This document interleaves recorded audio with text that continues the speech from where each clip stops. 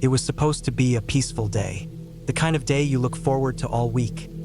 The weather was perfect, not too hot but warm enough to feel like summer.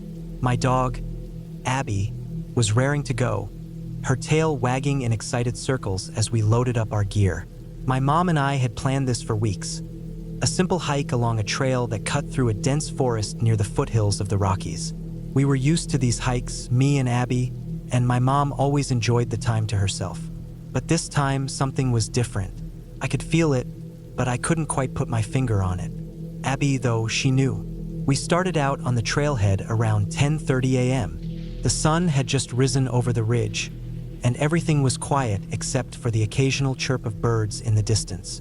The air smelled fresh, earthy, the kind of crisp, clean air that makes you feel alive.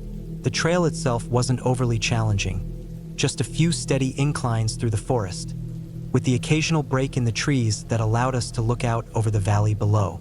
It should have been a normal hike, but then Abby started acting strange. At first, I thought it was just her usual excitement. She's always been a curious dog, sniffing everything and darting ahead of me, eager to explore. But as we made our way deeper into the woods, she started pulling on the leash. Her usual energy turned into something frantic, like she couldn't stand still for a second. I told her to calm down, but she wasn't listening. Abby had this particular look in her eyes, the kind I'd seen when we'd been out on other hikes and she'd gotten a scent of something unfamiliar. I didn't think much of it at first. Maybe a rabbit or some small animal had crossed our path. But then her behavior escalated.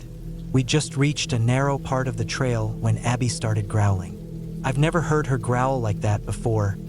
A deep, low rumble that made the hair on the back of my neck stand up.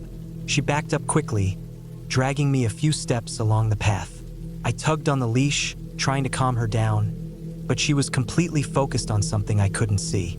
"Abby, stop it," I muttered, my voice sounding too weak to be heard over the growl of my dog. But she wouldn't stop. My mom was a few steps ahead, walking at her usual pace. She must have noticed Abby's odd behavior because she stopped, turned around, and called out to me. "What's going on? She's acting strange." "I don't know," I replied, my voice tighter than usual. Maybe something spooked her, a rabbit or something, but I didn't believe it myself. Abby wasn't just nervous or excited. She was terrified, and it wasn't the kind of fear that came from something small and easily ignored. Abby kept tugging on the leash, trying to pull me off the trail. She was shaking, her body rigid, ears pressed flat against her head, eyes darting around like she was seeing something I couldn't. It wasn't like her at all.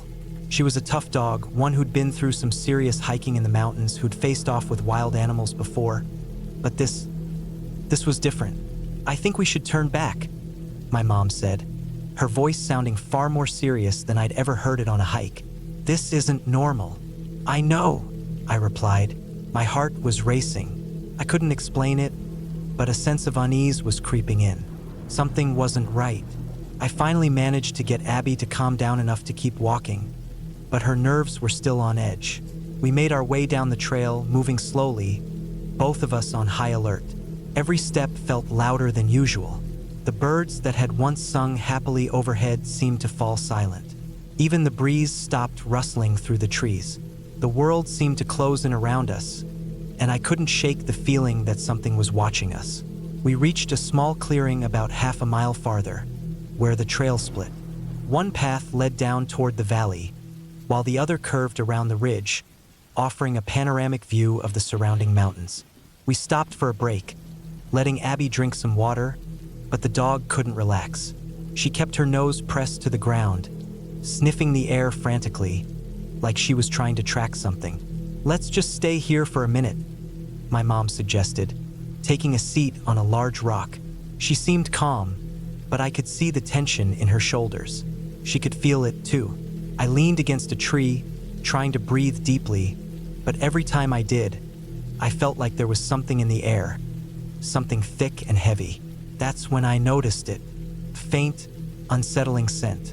It wasn't the usual forest smells, the wet earth, pine needles, wildflowers.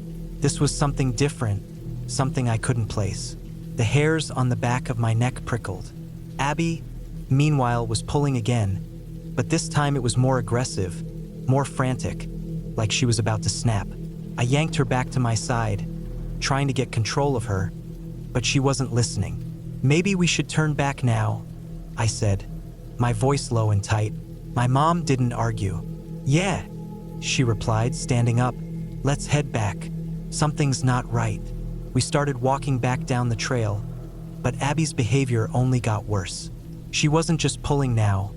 She was barking and whining, her body tense as she scanned the trees around us. I could feel my stomach churning with a sense of dread that I couldn't explain. It wasn't like we were in immediate danger, but everything about this hike felt wrong, off somehow. The silence, the stillness, the way Abby was acting. It all pointed to something lurking just beyond our sight. That's when I heard it, a branch snapping somewhere off to our left, just beyond the trees. My mom froze, and I felt my heart stop for a moment. Abby immediately stopped barking, going completely still, her muscles coiled tight, waiting. We stood there, not moving, listening. Another snap, followed by the rustle of leaves. My mom's eyes met mine. Neither of us said anything, but the look we exchanged said it all. We both knew what it was. Predator. Something big. Abby suddenly yanked on the leash, pulling me forward, trying to bolt down the trail. I struggled to keep up, nearly losing my footing, but I couldn't stop her. She was gone, running full speed ahead, pulling me along like a freight train. I stumbled after her, panicked now, my heart racing, but she didn't slow down. My mom was behind me, trying to catch up, but Abby was faster, dragging me through the trees. The sounds from behind us grew louder, and my gut twisted. Whatever it was coming closer. It was moving fast, too fast to be anything small. I could hear the soft crunch of footsteps, the sound of something large moving through the underbrush. I pulled hard on the leash, finally getting Abby to stop just long enough for me to regain control. My breath came in shallow gasps, my mind racing. I didn't know what to do. Should we keep running? Should we try to fight back? But neither of those seemed like good options.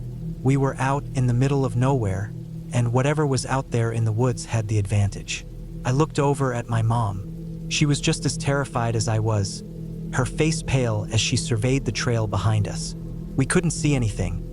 No mountain lion, no predator, but the signs were everywhere.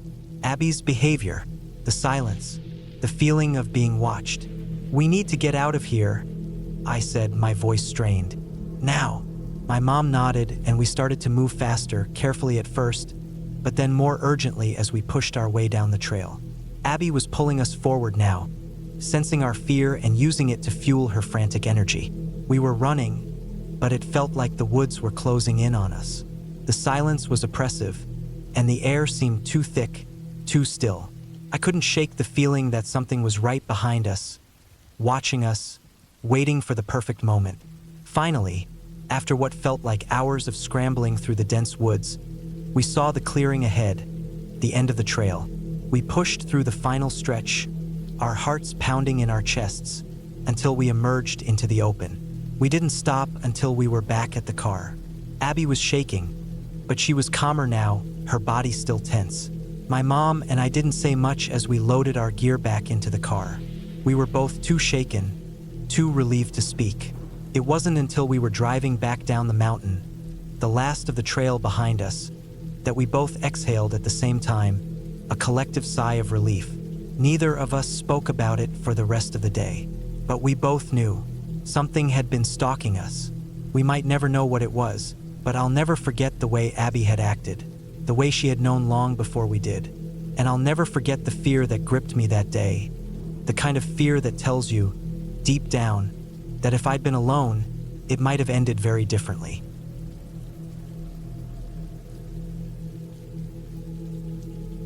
It was mid-October when I decided to go out for a solo hunt. The weather had been cool and crisp for the last few days, with mornings that carried a fresh bite to the air, perfect for hunting upland birds. I've always enjoyed hunting in these remote parts of the state. Nothing too grandiose, but it was my kind of escape. Just me, the trail, and the birds. I didn't need much more. I'd been trekking for a few hours already, the sounds of my boots crunching over the dry leaves and underbrush serving as the only noise. I didn't mind the solitude. In fact, I appreciated it. There was something calming about it. Being alone in the forest meant you were free from all the noise, the rush of the world, and it gave me space to think about nothing in particular. I had passed a small valley earlier in the day, the land sloping gently downward, and I remembered a trail on the other side that led deeper into some good bird habitat. I figured it would be quicker to cut through the valley instead of sticking to the long, meandering path. I knew the area well enough to trust my instincts, though I always made a point of being cautious. The valley looked peaceful as I made my way down into it. The forest was quiet, with only the rustling of leaves in the wind and the occasional bird call. The kind of silence you get when there's no one around to break it. I started to think I'd made a good choice, as the area opened up before me, but something in the air shifted. At first, I couldn't put my finger on it. The hairs on the back of my neck prickled. It wasn't an immediate danger, but the sense of unease settled into my gut like a cold weight. I had been walking for another 15 minutes when I saw him. A man standing in the middle of the trail up ahead. He was tall and thin, his clothes tattered, worn down by what looked like months of use. He stood perfectly still, his posture stiff and unnatural. My first instinct was to keep walking, to act like I hadn't noticed him. But then I saw what he was holding, an AR-15. It wasn't pointed at me, but it was at the ready position. His hands gripped the rifle as though it were an extension of his body, and I could feel the immediate tension in the air. I froze. My heart skipped a beat, and a cold sweat began to form at the back of my neck. This wasn't right. There was no reason a guy should be standing on a trail in the middle of nowhere, rifle ready, like that. Something about him felt wrong, like an animal caught in a trap, just waiting to strike. I tried my best to stay calm, taking slow, deep breaths. My mind raced as I weighed my options. I could turn and walk back the way I came, but there was a real risk of spooking him.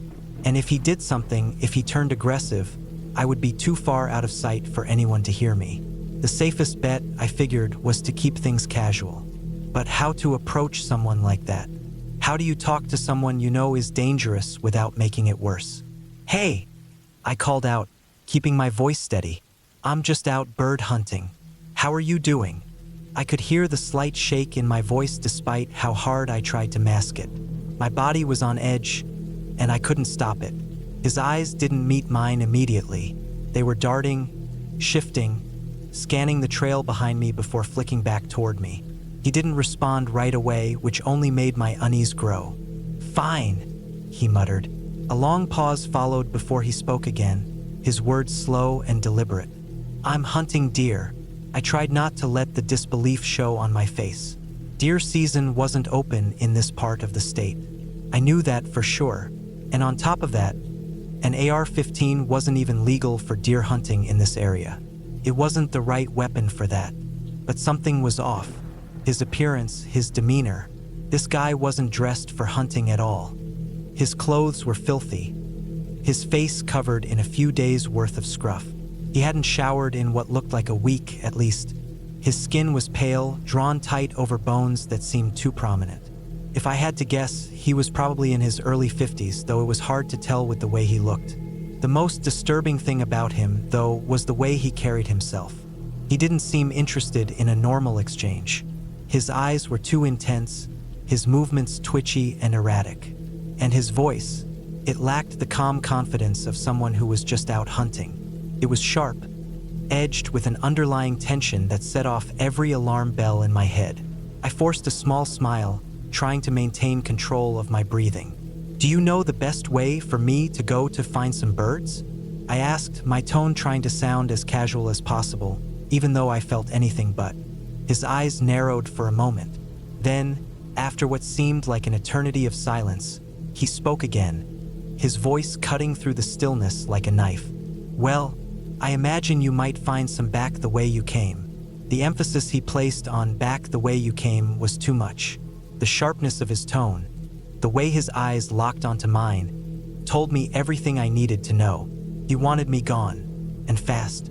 I didn't need to be told twice. I nodded, a tight, forced smile still on my face, and began to back away slowly. Every part of me screamed at me to turn around and sprint, but I knew better than to show fear. I kept my movements deliberate, making sure not to startle him.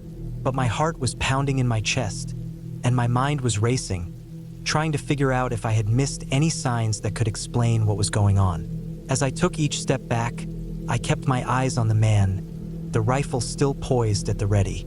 His gaze never wavered from me, and the silence stretched between us like a tightrope. The valley, once so serene, felt suffocating now, the air thick with something that wasn't right. When I reached a safe distance, far enough that I felt I could turn my back on him without the risk of him lunging at me, I didn't hesitate. I turned and walked as quickly as I could, but not so fast that I drew attention to myself. I didn't look back. I didn't want to. I kept walking, my pace quickening the further I got from the valley. The sounds of the forest slowly returned to me as I made my way toward the main trail, but the knot in my stomach didn't loosen. I couldn't shake the feeling that I had narrowly avoided something much worse. When I reached the parking area, my legs were shaking so badly I could barely stand. I climbed into my truck, locking the doors behind me. I sat there for a moment, catching my breath, and then, without a second thought, I started the engine and drove straight to the sheriff's office. I reported the incident as best as I could, detailing everything I had seen and heard, but I had no idea if they would take it seriously. After all, it wasn't like I had caught the man in the act of doing anything illegal. He hadn't pointed the rifle at me, and he hadn't made any direct threats. Still, there was something about the whole encounter that screamed danger, and I wasn't about to ignore it. The sheriff took the report, and we exchanged a few words about the possibility of meth labs in the area. Something I hadn't even considered at the time but made sense after hearing it. He assured me they'd look into it, but I never heard anything more about the man or the trail. For all I know, he was still out there, waiting for the next unsuspecting person to cross his path. That's the thing about places like this. You never really know what's out there.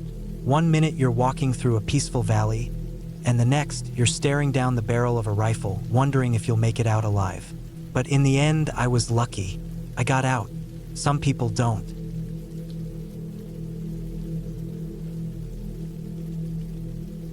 The heat of the day had finally begun to die down, and the base seemed eerily quiet for a late summer evening. I was stationed at Fort Dunsford, a military base tucked away in the middle of nowhere in the Midwest. It wasn't the busiest of posts, but there was always something going on, and that was fine with me. Kept the days from dragging on. I had just turned 24, fresh out of boot camp a few months earlier. The camaraderie was good, the work was tough, and the days were long, but it was the way it had to be. I had just been assigned to a new unit when I had this particular experience, one that would stay with me for the rest of my life. It wasn't the kind of thing you'd expect to hear about in a typical military story. This wasn't about combat or weapons or the usual stories you hear. This one was about animals and how military animals seem to operate on a whole different level. It all started one evening when I was on a routine patrol near the edge of the training grounds. The air was thick with humidity, and I could hear the rustling of leaves and the distant clatter of machinery coming from the motor pool. The evening haze had crept in, and everything had that quiet, almost oppressive feel. It wasn't unusual to spot deer wandering near the perimeters of the base, but something about this evening felt off. I had noticed it before, how animals on military bases just seemed to know something that the civilian animals didn't. Deer would walk right past us like we weren't even there, completely unbothered. We weren't allowed to engage with them, of course, but the way they moved so confidently, almost arrogantly, it was as if they knew they were safe. I'd been stationed at civilian bases before, and the deer there always scattered when they saw people. But not here. No, these deer were different. They were bold, and I always thought it was strange. But what struck me the most were the raccoons. These weren't your average raccoons. The ones around here were practically fearless. A military raccoon was a different beast entirely. They didn't shy away when they saw people. Instead, they'd come right up, sizing you up like you were the intruder in their territory. And most notably, they had zero fear of stealing anything. I'm talking full-on MREs, packs of cigarettes, your gear, nothing was safe. That was part of the reason why the drill sergeants always warned us about leaving anything out unattended. You'd be surprised how many times I'd seen one of those raccoons snatch something important from someone's gear, and by the time you'd notice, they were long gone. It wasn't just a nuisance. It was a daily challenge for anyone who spent a decent amount of time outside, especially during the night. One night, a few of us were on guard duty at the motor pool. It wasn't the most exciting assignment, but it had to be done. We just finished some routine maintenance on the LMTVs and were walking around, making sure everything was secured. The whole place had that strange, eerie feel to it, the kind of stillness that makes your skin prickle. It was quiet, too quiet. Then, just as I was finishing my round by one of the trucks, I heard something. It wasn't loud at first, but it was unmistakable. A rustling sound, the kind that immediately makes you stop and look around. I turned toward the noise and saw one of the most absurd sights I'd ever seen in my life. A group of raccoons had descended upon the motor pool. At least 6 or 7 of them, all moving in synchronized chaos. They were heading straight for the LMTVs, hopping up onto the back of the trucks with terrifying precision. I froze for a second, wondering what the hell was going on. But that moment of hesitation was enough to get my attention fixed on one particular raccoon. This wasn't just any ordinary raccoon. This one was massive. Easily the size of a large dog, its fur was matted, and its eyes gleamed with that weird intelligence you don't often see in animals. It was clearly the leader of the pack. Then, just as I was about to take a step forward and grab my radio, I heard the unmistakable scream of Drill Sergeant Lopez. What the hell is that?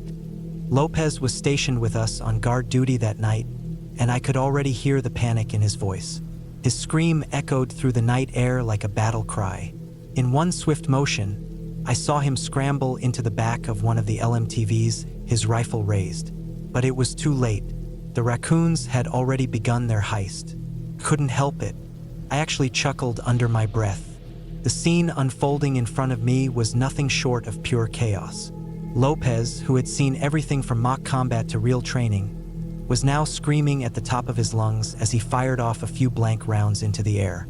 But that only seemed to make the raccoons more brazen. One by one, they were taking MREs from the open crates, tossing them over their shoulders, and scurrying off into the darkness. And Lopez? He was having a complete meltdown. "Get away from my MREs, you little bastards!" He was shouting, clearly out of his mind at this point. He tried to chase them, but the raccoons were quick.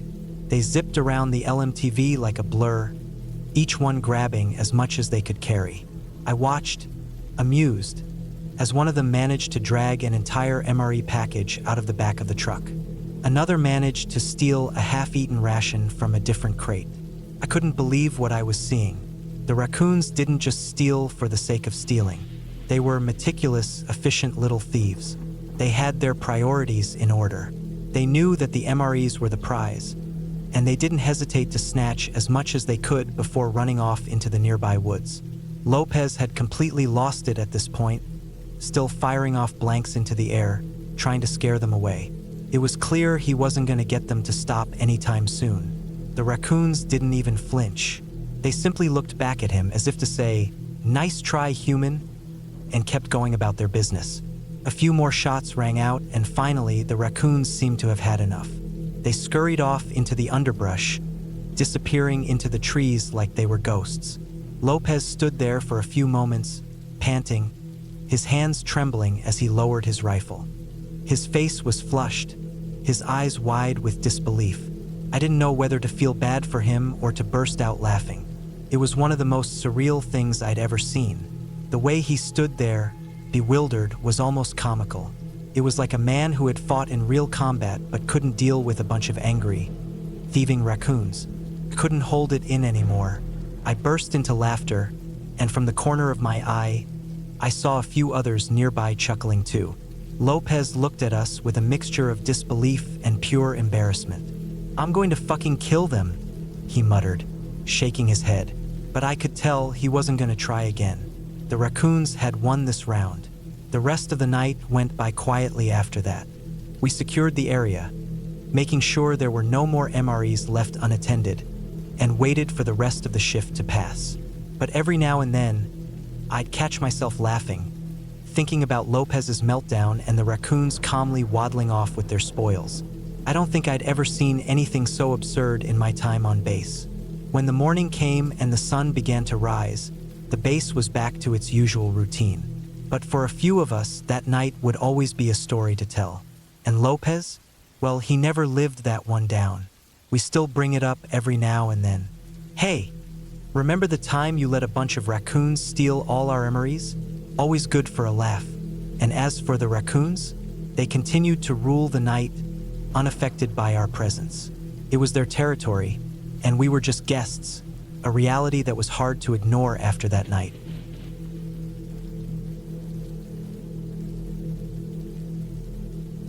I'd always loved the outdoors.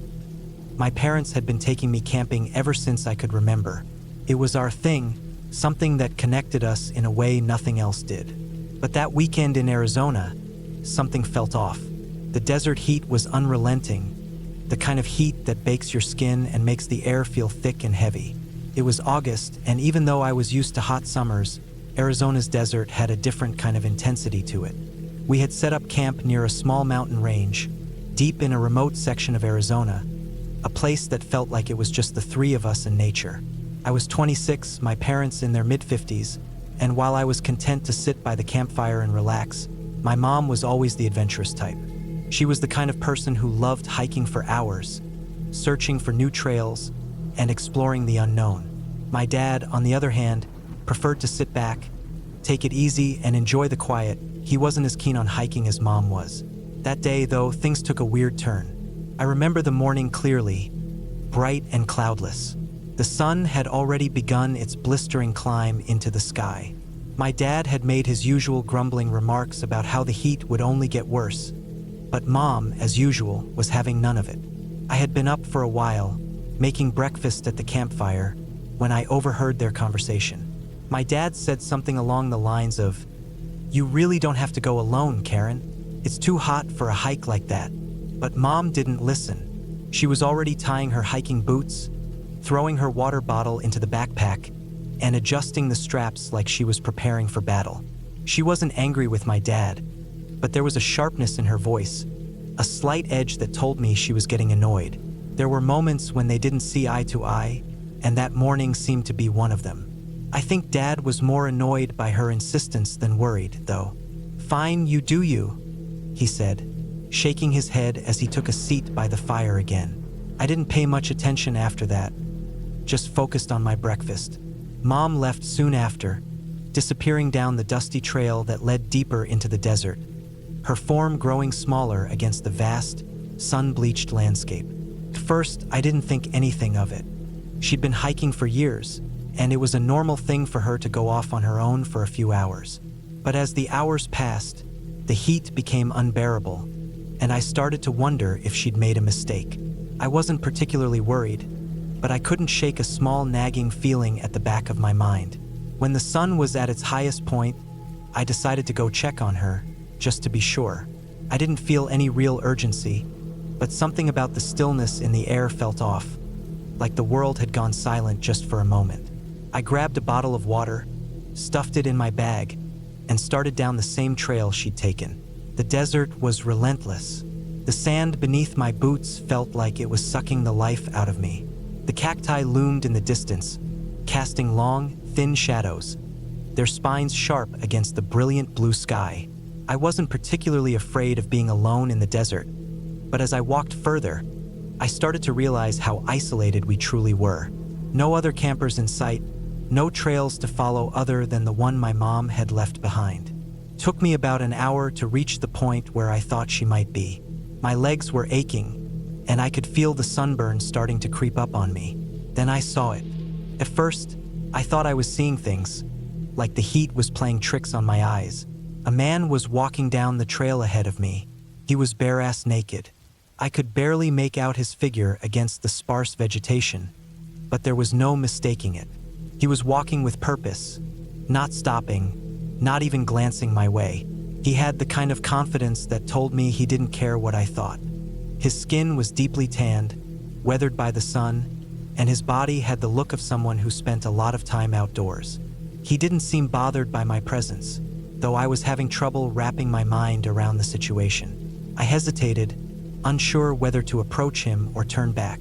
The heat made it hard to think straight. I had seen some strange things during my camping trips, but this was a new level of odd. The guy walked past me without acknowledging my existence, his eyes fixed straight ahead. There wasn't any aggression or weirdness in his gait, no indication that he was anything but a guy out for a walk. At that moment, I froze. I thought about what I'd seen, and something in the back of my mind clicked. This wasn't random. This guy wasn't just some lost hiker.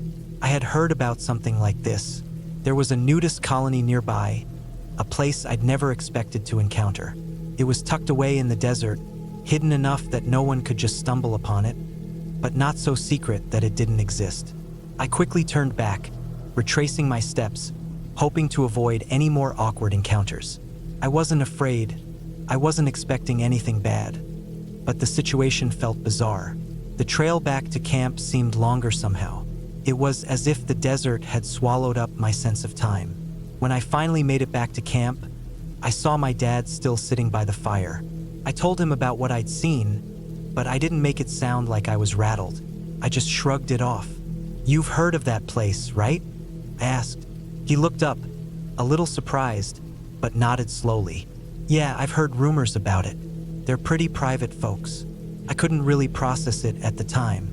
I knew I wasn't in any danger, but the fact that someone had been walking around in the desert, naked and without a care in the world, was unsettling in its own way.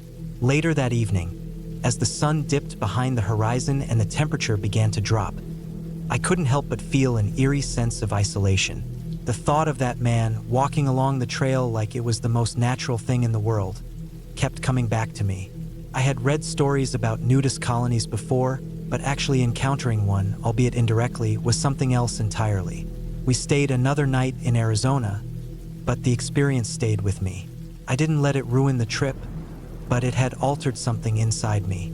There was a strange feeling, a sense of curiosity mixed with discomfort. The desert was big, expansive, and full of secrets. Maybe some of them were better left uncovered. I couldn't shake the feeling that what I'd seen out there on the trail had somehow marked the end of my innocence about the wilderness. The desert had a way of making you question things, of making you wonder what else you might stumble across out there, alone.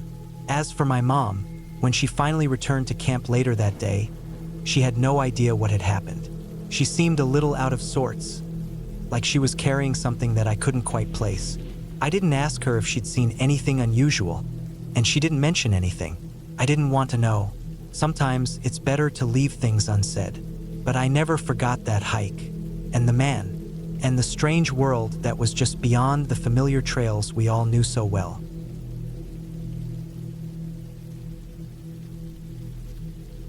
It was the summer of 2014 when my parents decided to take a break from the usual hustle and bustle of city life. They'd always been outdoor enthusiasts, but this time, they went all in.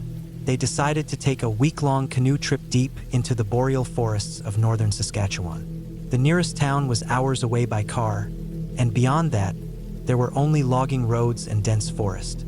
It was the kind of place where the only company you'd get was from animals or the occasional passing hiker, who would probably be as lost as you were.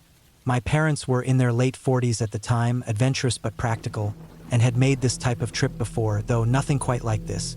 They'd packed their gear carefully, rented a canoe from a small outfitter in the closest town, and set off with plans to paddle down a remote river, surrounded by thick forests and wild terrain. The river was narrow, winding, and, as they quickly realized, challenging. The weather was unpredictable, and the remoteness of the place was both exhilarating and terrifying. The first few days were filled with excitement, waking up early to paddle before the sun had fully risen, setting up camp by the river's edge, cooking meals over a fire, and sleeping under the stars. They'd had a couple of close calls with weather, including a sudden thunderstorm, but nothing they couldn't handle. Then, one particular morning, everything changed. It had been a quiet night, and the air was crisp and cool. My mom had stayed up late watching the stars, while my dad had already turned in early. The sounds of the wilderness, crickets, the occasional owl, and the rustling of the trees had given way to a peaceful stillness. That morning, my dad was the first to wake. He stretched and yawned, noticing the slight chill in the air. He could hear faint sounds of nature outside, the faint rush of the river and the leaves rustling in the trees. But there was something different about the noise outside the tent. At first, it was distant, but then, as his eyes slowly adjusted to the dim light, he realized the noise was getting louder. It was a rustling sound, sharp and heavy, like something moving through the brush. He squinted through the tent, still half asleep, trying to make sense of it. He turned to my mom, who was still fast asleep beside him, oblivious to the noise.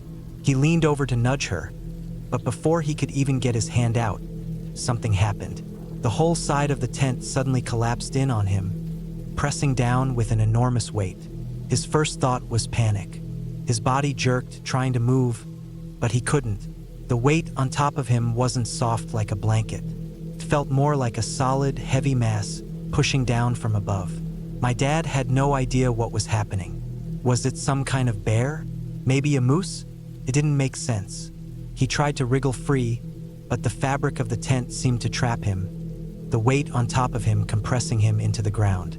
For what felt like an eternity, there was no movement, just the heavy pressure and the strange sound of rustling outside the tent, a mix of confusion and chaos.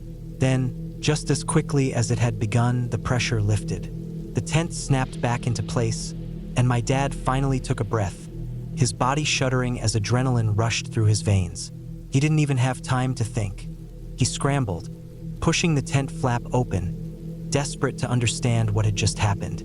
My mom, now awake and sitting up in a panic, stared at him with wide eyes. She didn't know what had happened either.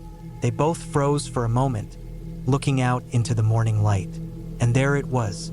Standing not even 10 feet away from their tent was a black bear.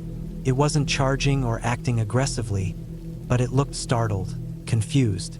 It stood there for a long, long moment, sniffing the air, its head low to the ground. Its eyes locked onto my dad's as they stood there, unable to move, unsure of what the next step should be. The bear wasn't big, but it was large enough to make my dad feel like a speck of dust in its presence. The tent, still sagging and bent from the weight, seemed like it had been flattened under the bear's enormous body. My dad wasn't an expert on wildlife, but he could tell that the bear wasn't used to having close encounters with humans. Its body language wasn't threatening, but it was definitely agitated, unsure of what had just happened. My mom whispered for my dad to say something, anything, but he was too stunned to move, his mind racing to comprehend what had just happened. For a few tense seconds, the bear seemed to hesitate. It snorted, giving a little shake of its head, and then, finally, after what felt like an eternity, the bear turned and lumbered off into the trees, disappearing back into the wilderness. The moment it left, the noise of the forest returned to normal. My dad, still trying to process the events, blinked and looked at my mom. He could hardly believe what had just happened. His heart was pounding in his chest, but somehow, everything felt too surreal to make sense of right away. They both stepped outside of the tent, eyes scanning the area for any signs of the bear's return. But there was nothing. The forest was quiet again. The only evidence of the bear's visit was the collapsed side of the tent, now fully exposed to the morning light. My mom, still processing the shock, asked if he was okay, and my dad reassured her that he was fine. Though he did admit, the weight of the bear sitting on him was enough to leave him with a feeling of dizziness. It was a strange mix of relief and lingering fear, knowing how close they had been to something far more dangerous. But at least it hadn't attacked, at least they hadn't had to deal with that. As they packed up camp that day, my dad couldn't help but laugh at the absurdity of it all. "I can say one thing for sure," he said, looking at my mom with a grin. "I've been sat on by a bear." It became one of those stories they would tell for years to come, to friends, family, anyone who would listen. But what they never told anyone was how close they really were to something worse happening. There was no way to tell the full story without sounding like it was something out of a horror movie. And the truth was, they were lucky, very lucky. They finished their trip, but the feeling of the bear's weight on the tent stayed with them, even long after they had returned home. It was a reminder that, Out in the wild, there were forces far beyond their control, forces that could change everything in an instant. And so, in the end, that strange and terrifying morning remained one of the most vivid memories of their trip. A stark reminder of how small we all are in the vastness of nature. And for my dad, it became a story he would always tell, with just the right amount of humor and awe, but also with the knowledge that, deep down, they had both seen just how fragile life could be when faced with the raw power of the wilderness.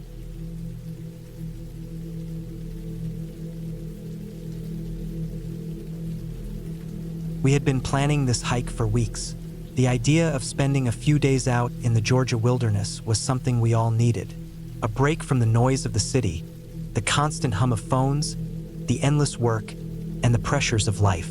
We were a tight-knit group used to long hikes, overnight trips, and everything in between. But this one felt different. Maybe it was the weather. Maybe it was the fact that we hadn't really prepared for the sudden change in temperature. But we were all set on going, no matter what. The trail we chose was deep in the Georgia mountains, a quiet spot that we had all heard about from friends but had never visited before. We were hiking about 4 miles in, deep into the woods, far from civilization. The plan was to set up camp, have a good meal, and enjoy the peace and quiet. We figured we'd spend one night, relax, and head back the next morning. There wasn't any rush. We were all looking forward to getting away from the world for just a bit. We arrived at the trailhead in the late afternoon. The sun was starting to sink, casting long shadows on the forest floor. The air had a crisp bite to it, but nothing that raised any alarms. We were all in our mid-20s, seasoned hikers who had been through a lot of different types of terrain, so we didn't think twice when we felt the drop in temperature. It wasn't anything we couldn't handle. We had packed light, just what we needed. Sleeping bags, a small tent, some basic food supplies, and a hand axe we carried for cutting wood. It was a simple setup, but it was enough for us. The first couple hours of the hike went smoothly. The trail was well marked, and the forest was beautiful, with tall pine trees and thick underbrush. The ground was soft, covered in layers of dried leaves, and it felt good under our boots. We talked about everything: our work, plans for the future, random thoughts, but we kept moving, one step at a time, until we reached a small clearing just after dusk. It was the perfect spot. The light was fading fast, but we set up our camp quickly and got a fire going. It took a little longer than expected to get the fire started. The wood was damp from the cooler weather, but after a while we had a good, solid flame. The warmth from the fire felt amazing against the cool air. Once the fire was roaring, we dug into our food, canned chili, some bread, and snacks that we had packed. The warmth of the fire and the food in our stomachs made us all feel relaxed and comfortable. The forest around us seemed quiet, just the occasional rustle of leaves or a distant animal call breaking the silence. But soon, with full bellies and the warmth from the fire, we all began to doze off.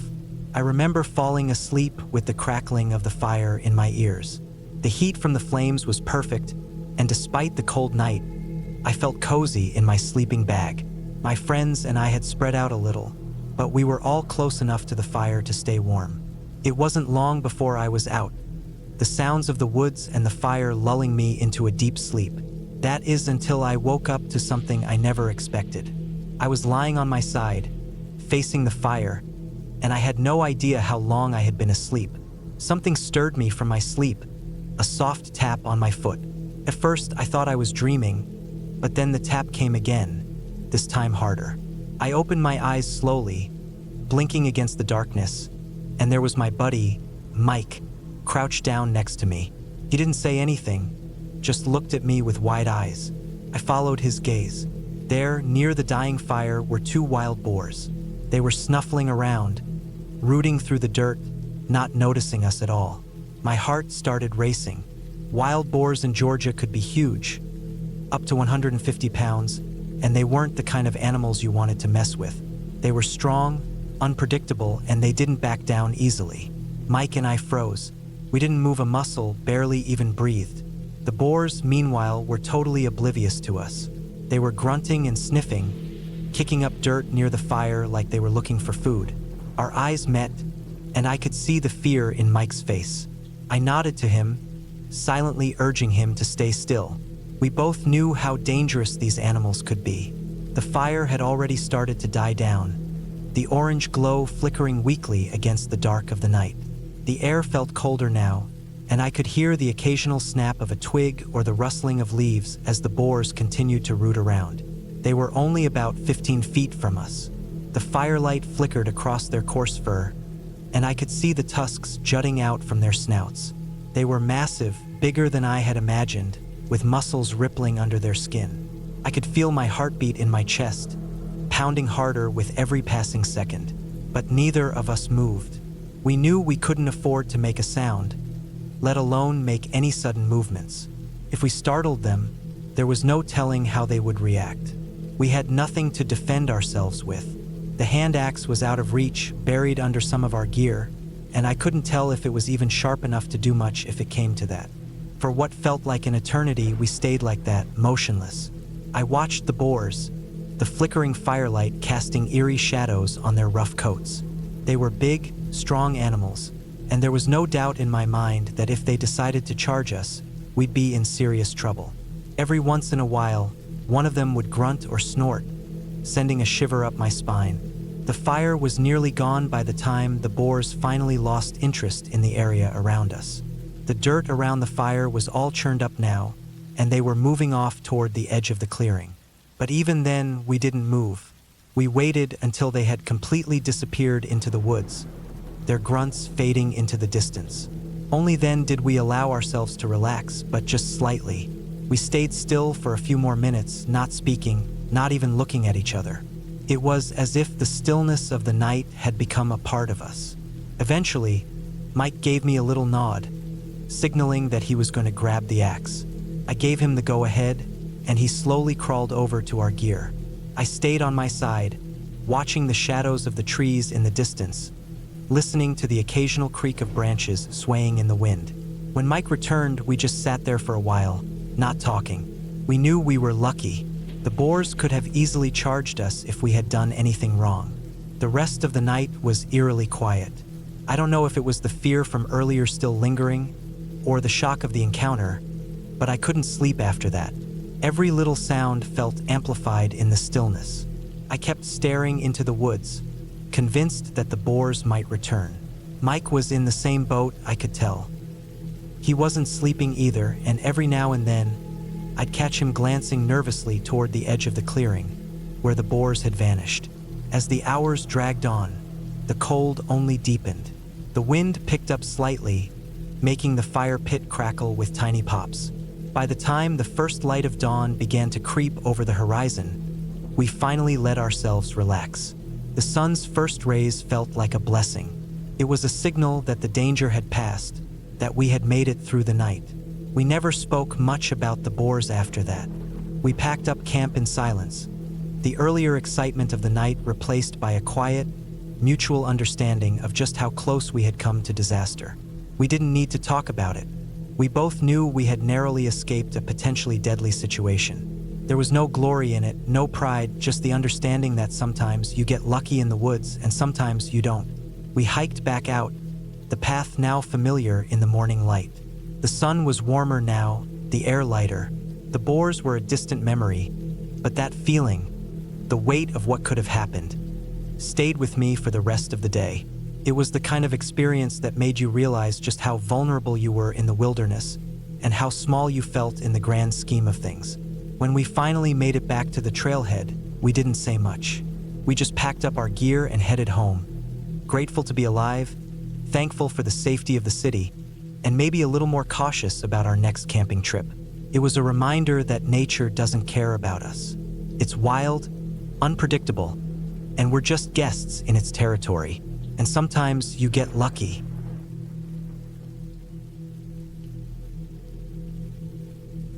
It was a clear night in late autumn, about 25 years ago, when my friends and I decided to go camping in the remote woods of the Cascade Range, just north of where the forest thickens near Mount Rainier. My dad was with us, too. There were 4 of us in total: me, my 2 buddies, Dave and Mark, and my father.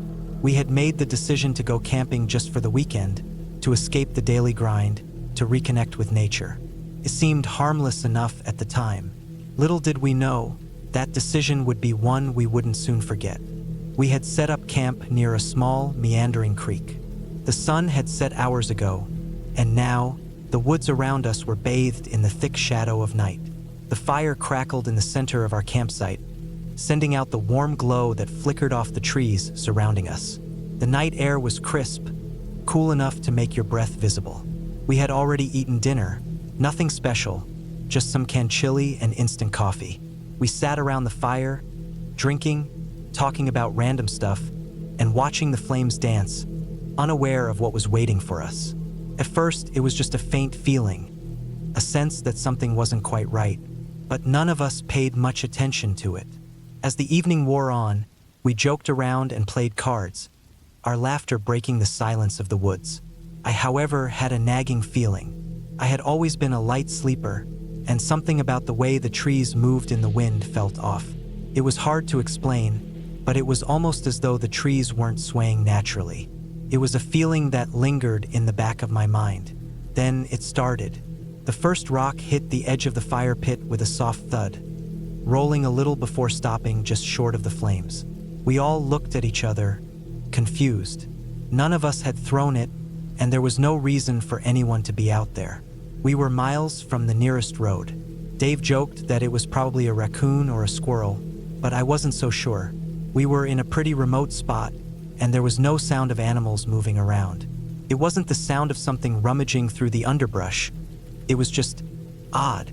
A few minutes later, a stick came flying out of the darkness, skimming past my shoulder and landing near the fire. It didn't feel like an animal either. It was too purposeful.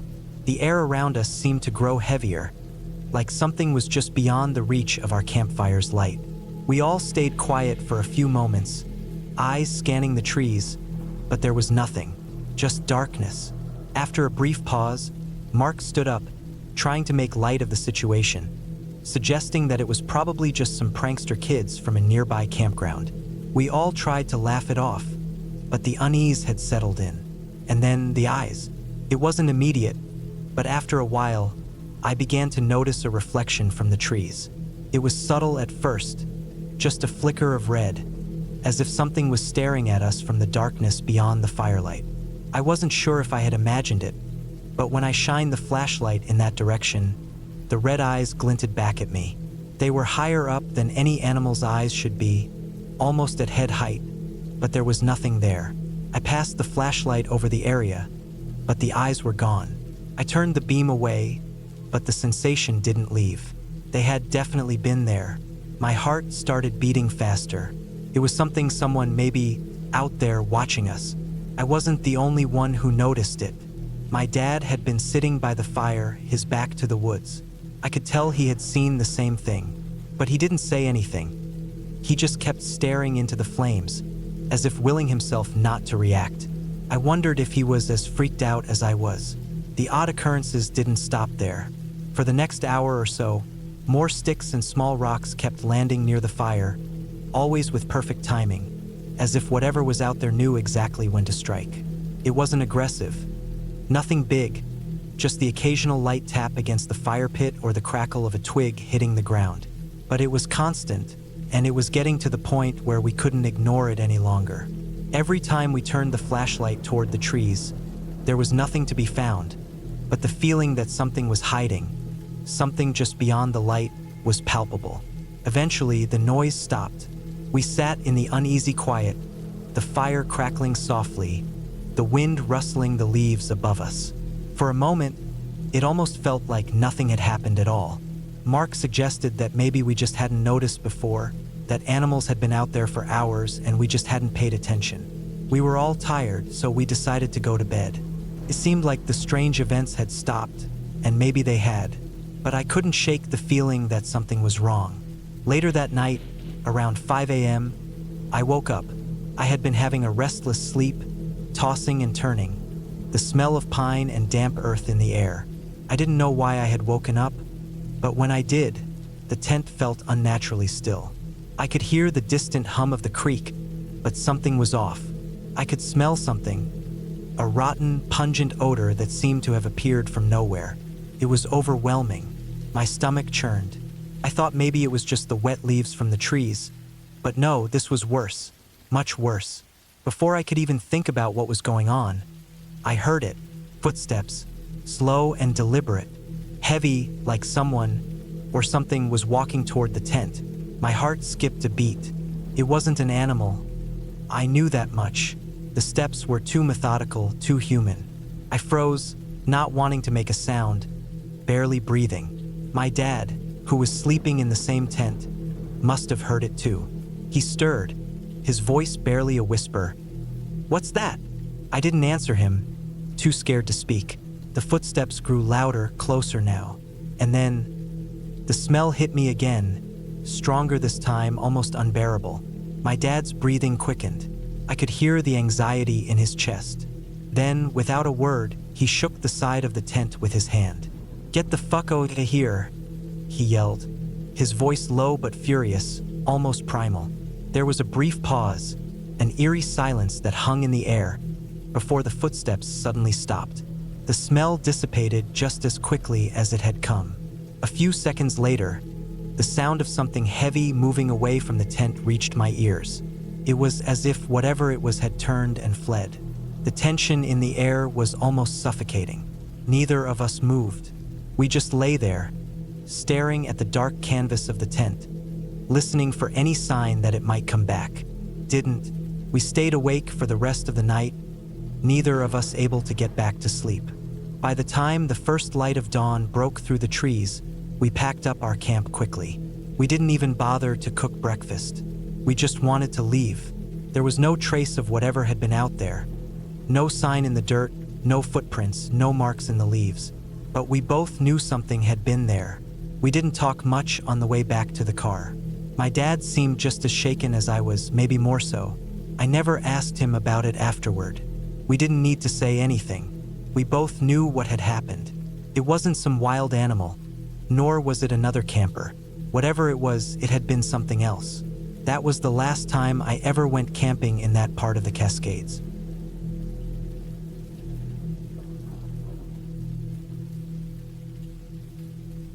I never expected something as simple as camping with my wife to turn into one of the most unsettling experiences of my life. We were in a quiet, semi-remote area tucked away in a small forest in northern Michigan. Not far from Lake Michigan, but just far enough to feel completely isolated. We hadn't been out camping in a while, and after a long, stressful few months, we thought it would be the perfect way to unwind. We found a little spot, deep in a stand of tall, dense jack pines, where the ground was soft and the air smelled like earth and pine needles. It seemed like the ideal place to set up camp and disconnect from everything. We arrived early in the afternoon and had the campsite to ourselves. The sky was a soft blue with a few high clouds scattered lazily across. It felt good to be away from the noise of the city, but I could tell something about the place felt off. There was this heavy stillness, like the forest had been holding its breath for a long time. My wife, Leah, didn't seem to notice. She was busy setting up the tent while I unpacked the gear. The rhythmic sounds of her hammering in the tent pegs, the occasional crunch of my boots on the forest floor, were the only noises we heard. As evening approached, we were sitting by the fire. The sun was setting behind the trees, casting long shadows across the forest floor. A light breeze rustled the pine needles above us, and it felt peaceful until it didn't. I noticed how the wind picked up suddenly, sharp and strong, shaking the tops of the trees. My wife pointed it out too, laughing nervously as the fire flickered wildly. "Looks like a storm's coming," she said, trying to hide the unease in her voice. I'd seen storms come through before, but this felt different. The wind intensified, pushing against the trees with such force that I could hear the creaking of their trunks. The sound was unsettling, unnatural. The gusts came in waves, like the forest was being dragged into something much bigger than what I could comprehend. The trees were swaying dangerously, and I saw one of the older jack pines lean far to one side, its roots giving a loud, sickening groan before it snapped in half, sending a deafening crash echoing through the woods. Leah jumped up, a panicked expression spreading across her face. "We need to take cover. This doesn't feel right." She scrambled to grab the cooler and whatever gear she could reach, and I followed suit, my heart racing as I tried to stay calm. We could barely hear each other over the roar of the wind. It felt like the storm had come out of nowhere, and it was quickly escalating. The wind howled louder, and I could feel it pushing against my chest. My wife was already running towards the tent, her hand clutching the rope to secure it against the gusts. The temperature seemed to drop in an instant. By now, the entire forest was alive with the sound of trees bending, cracking, and falling. I looked up, but it was hard to see through the blur of rain and debris flying through the air. The branches above us were snapping like twigs, and the sky had turned an angry shade of gray. Then I heard it, a tree, much closer than I expected, crashing down toward us. My body froze for a second before instinct took over. "Leah!" I shouted, but she was already halfway to the tent. I didn't have time to make sure she was okay before I heard the tree hit the ground, sending dirt and rocks flying in every direction. The sound of impact was thunderous, and for a moment the world seemed to stop. I managed to dive toward the tent, just as another gust of wind sent a massive branch spiraling toward me. I barely dodged it, feeling the brush of it against my back. It was clear now that the storm wasn't letting up anytime soon. The canopy of trees around us was collapsing piece by piece, and the wind was tearing the forest apart. I could hear the desperate screeching of the branches as they twisted and snapped. Finally, we took refuge inside the tent, our bodies shaking from both the cold and the fear. The noise outside was deafening. The tent was rocking violently, and I could feel the ground tremble with every crash of a falling tree. Leah was huddled next to me, her face pale with worry. "What the hell is going on?" she whispered, her voice trembling. I didn't have an answer. The storm raged on throughout the night, a relentless force that seemed to drag the entire world into chaos. There was no sleep, just the constant sound of the wind, the trees, and the occasional crash of something breaking. The worst part was not knowing if we'd make it through the night, or if the trees would fall on us, or worse, if something even more terrifying was lurking out there in the forest, hidden by the storm. By morning, the storm had passed, but the forest looked completely different. We crawled out of the tent and stepped into a scene that looked like something out of a disaster movie. Trees were down everywhere, some of them snapped completely in half, others leaning precariously to one side. The air was thick with the scent of broken wood and wet earth. The ground was littered with branches and debris, and the silence that followed the storm felt eerie. That was the scariest part of all, the silence. After the chaos of the night, the stillness was almost suffocating. My ears were ringing, and every little movement in the forest seemed amplified, as if the whole place had been stripped of its usual sounds. We spent the rest of the day cleaning up the campsite and trying to figure out what we should do next. But nothing felt normal anymore. It was like we were in a different place entirely. As we packed up to leave, we noticed something else that gave me the creeps. An abandoned campsite nearby, tucked into a small clearing. There were no vehicles, no signs of people, just a few fire pits and some old picnic tables, half rotted from years of neglect. But it wasn't the campsite that got to me. It was the outhouse. Leah and I were still getting ready to leave when I saw my friend Mark walking toward it, curious about something. He opened the door, glanced inside, and then quickly closed it, his face pale. It didn't make sense. Why would he walk away from the first one only to go to a second, far worse-looking outhouse? He came back to me and said, "Go check out that first one." I assumed it was just some animal stuck inside or maybe a bear had gotten in, but when I walked up to the outhouse and swung the door open, I froze. Inside, stacked neatly on the floor, were 3 massive backpacks. Not just any backpacks, but the kind you use for week-long trips. The kind I'd take on backpacking adventures through the wilderness. The bags were new, pristine, like they hadn't been touched by time or the elements.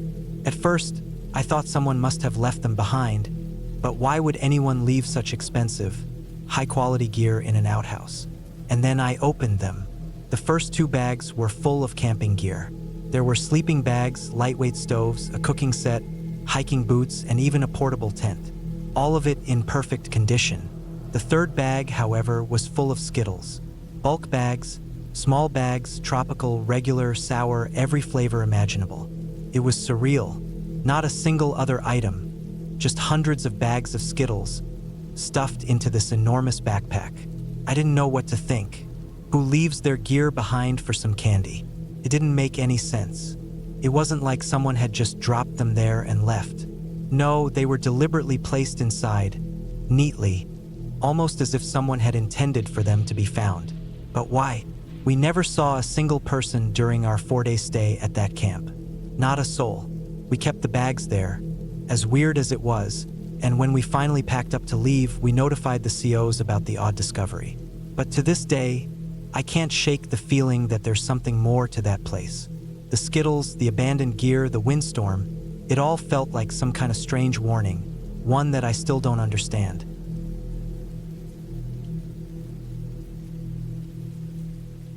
It was late June, and the heat had been unbearable for days. My siblings, Jake, Emily, and I decided to escape to the mountains for the weekend. The air was cooler up there, and we thought we'd enjoy the serenity of a lakeside camping trip, just the three of us, away from the noise of the city. We were all in our early 20s, still young enough to crave adventure but old enough to know how to prepare. Or at least we thought we did. We arrived at the campground late in the afternoon, with the sun hanging low in the sky. The place was peaceful, a quiet patch of forest that sloped gently toward a shimmering lake. The ground was soft beneath our boots as we set up our tent, unpacked the gear, and made a fire. The smell of pine and damp earth filled the air, and we settled in, sharing stories and laughter as the night began to fall. But as the evening went on, something changed. The wind picked up, just a whisper at first, then stronger, until the trees began to sway and creak. We didn't think much of it at first. After all, we were in the mountains and a little wind was normal. The first sign that something was wrong came when we heard the distant rumble of thunder, faint but steady. At first, it seemed like just an ordinary storm rolling in. We gathered some extra firewood, prepared to huddle around the fire until it passed. But as the wind continued to pick up speed, the first crack of lightning sliced through the sky, illuminating the dark clouds above us. The rumble of thunder grew louder until it was no longer distant. It felt like the entire sky was coming down on us. "We should start packing up," Jake suggested, his voice tight with unease. We quickly began dismantling the campsite, but it was clear that we wouldn't be able to beat the storm. The rain hit first, heavy and relentless, followed by the first of many terrifying bolts of lightning that struck the lake with a deafening crash. The sound was so intense it felt like the earth was shaking. The wind turned vicious, ripping through the trees with a ferocity that made it impossible to hear anything else. We struggled to keep the tent from flying away, but the wind was too strong. It was lifting off the ground, its corners flapping like sails in the storm. "We need to get to the car," Emily yelled over the roar of the storm. It was impossible to tell if it was fear or just common sense, but we didn't hesitate. We grabbed what we could and ran toward the car, the wind so strong it nearly knocked us off our feet. The rain came in sheets, making it hard to see, but somehow we made it. I slammed the door shut behind me, my heart pounding. We watched through the fogged-up windows as the tent was battered by the storm. The poles bent and snapped, the fabric ripped apart. A gust of wind tore it from the ground completely, and it was sent tumbling, blown across the campsite before being lodged against a nearby tree. We just stared in shock as the tent, once our shelter, now looked like a pile of tattered cloth. The car was shaking violently, the wind whipping around it with such force that the metal groaned under the pressure. It felt like we were in the middle of a hurricane. We sat in stunned silence, the storm outside becoming more intense by the minute. I could barely hear my siblings over the noise, but I could see the fear in their eyes as we gripped the seats, the entire car shuddering with each gust of wind. "We have to get out of here," Jake said, his voice steady but strained. "This is bad." There was no argument. We knew we couldn't stay. We didn't feel safe in the car anymore, with the storm raging outside. So, in a moment of desperation, we made the decision to leave the campground altogether. We had no idea where we were going, but it didn't matter. We just needed to get away. I started the car and we drove as fast as we could. The rain hammered against the windshield, and the road was slippery and treacherous. Lightning struck again and again, lighting up the night sky as we made our way toward the nearest town. We were lucky to find shelter at my grandpa's house, about 20 minutes away. His place was tucked on the outskirts of town, far enough to avoid the chaos of the storm, but close enough to provide us with some safety. We stayed there for the night, huddling together as we listened to the storm rage outside. We didn't say much, each of us lost in our thoughts, trying to process what had just happened. The power flickered several times, and we couldn't sleep, too afraid of what we'd left behind in the storm. The next morning, when the sun finally peeked out through the clouds, we decided to go back and check on the campsite. The storm had passed, but the damage was impossible to ignore. Part of the campground was closed off, with fallen trees blocking several of the roads. It was clear that a small tornado had torn through the area, and we realized just how lucky we were to have escaped when we did. We drove to the campground, our hearts still racing from the night before. When we arrived, it was eerily quiet. The campgrounds were flooded in some areas, and fallen branches lay scattered across the ground. There were other campers packing up, their faces pale and anxious. We went straight to our site where our campsite had once stood. The remnants of our tent were still lodged in the tree, twisted and tangled. The ground around the site was a mess, the fire pit overturned, and our belongings strewn everywhere. We began collecting what we could, but it was clear that much of it was ruined. It felt like a ghost town, the place that had once felt so peaceful, now nothing more than a disaster zone. I walked back to where the tent had stood, trying to find my sleeping bag. I had left it inside the tent the night before, but now it was nowhere to be found. It was as if the storm had swallowed it whole, leaving no trace behind. I searched the area, but there was nothing, just the twisted remains of our camp and the shattered pieces of the storm that had swept through. We finished cleaning up, packing the car, and leaving without another word. The air was thick with silence, each of us still processing what we had witnessed. We didn't talk much during the drive back home, the memory of the storm still fresh in our minds. I don't think any of us will ever forget it. That storm was unlike anything I've ever experienced before. It wasn't just the power of the wind or the lightning that terrified me. It was the feeling of how small we were in the face of nature's raw power. It was like we were nothing, just specks caught in a storm that could have swallowed us whole. And to this day, I still haven't found my sleeping bag. Maybe it was taken by the wind, or maybe it was lost to the chaos of that night. I'll never know, but one thing is certain: I'll never look at a storm the same way again.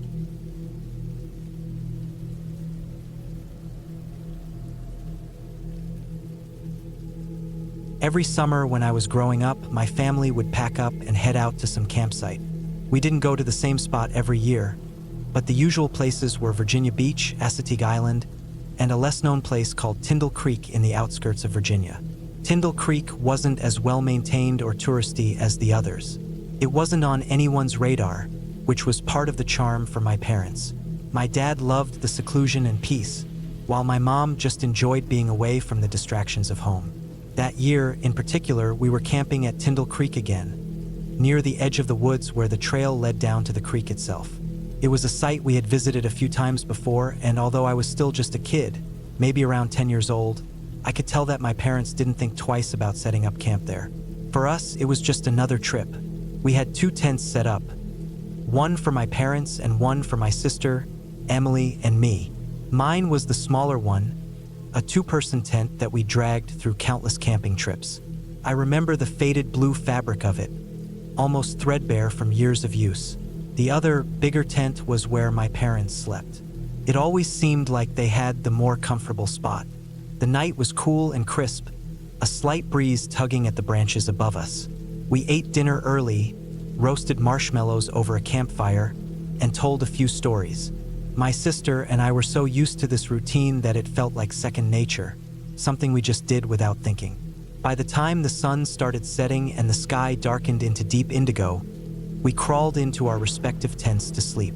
As I lay there, staring at the inside of the tent, the sound of the creek running in the distance was the only thing I could hear.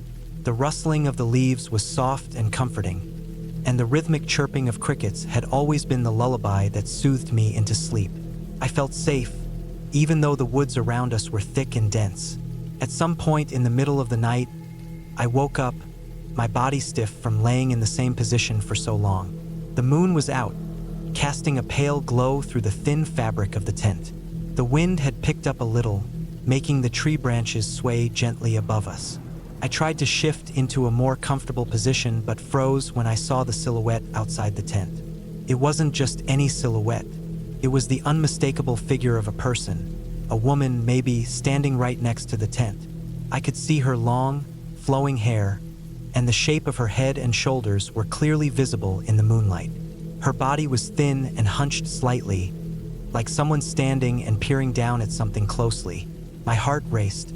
I was only a kid, but it didn't take much to understand that something wasn't right. My mom had always told me to never venture into the woods alone after dark, but this was different. Whoever or whatever was out there wasn't supposed to be there.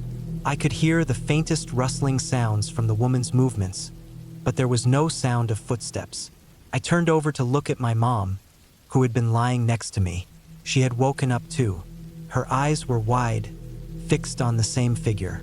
I could tell from the stillness of her body that she was trying to figure out what was going on.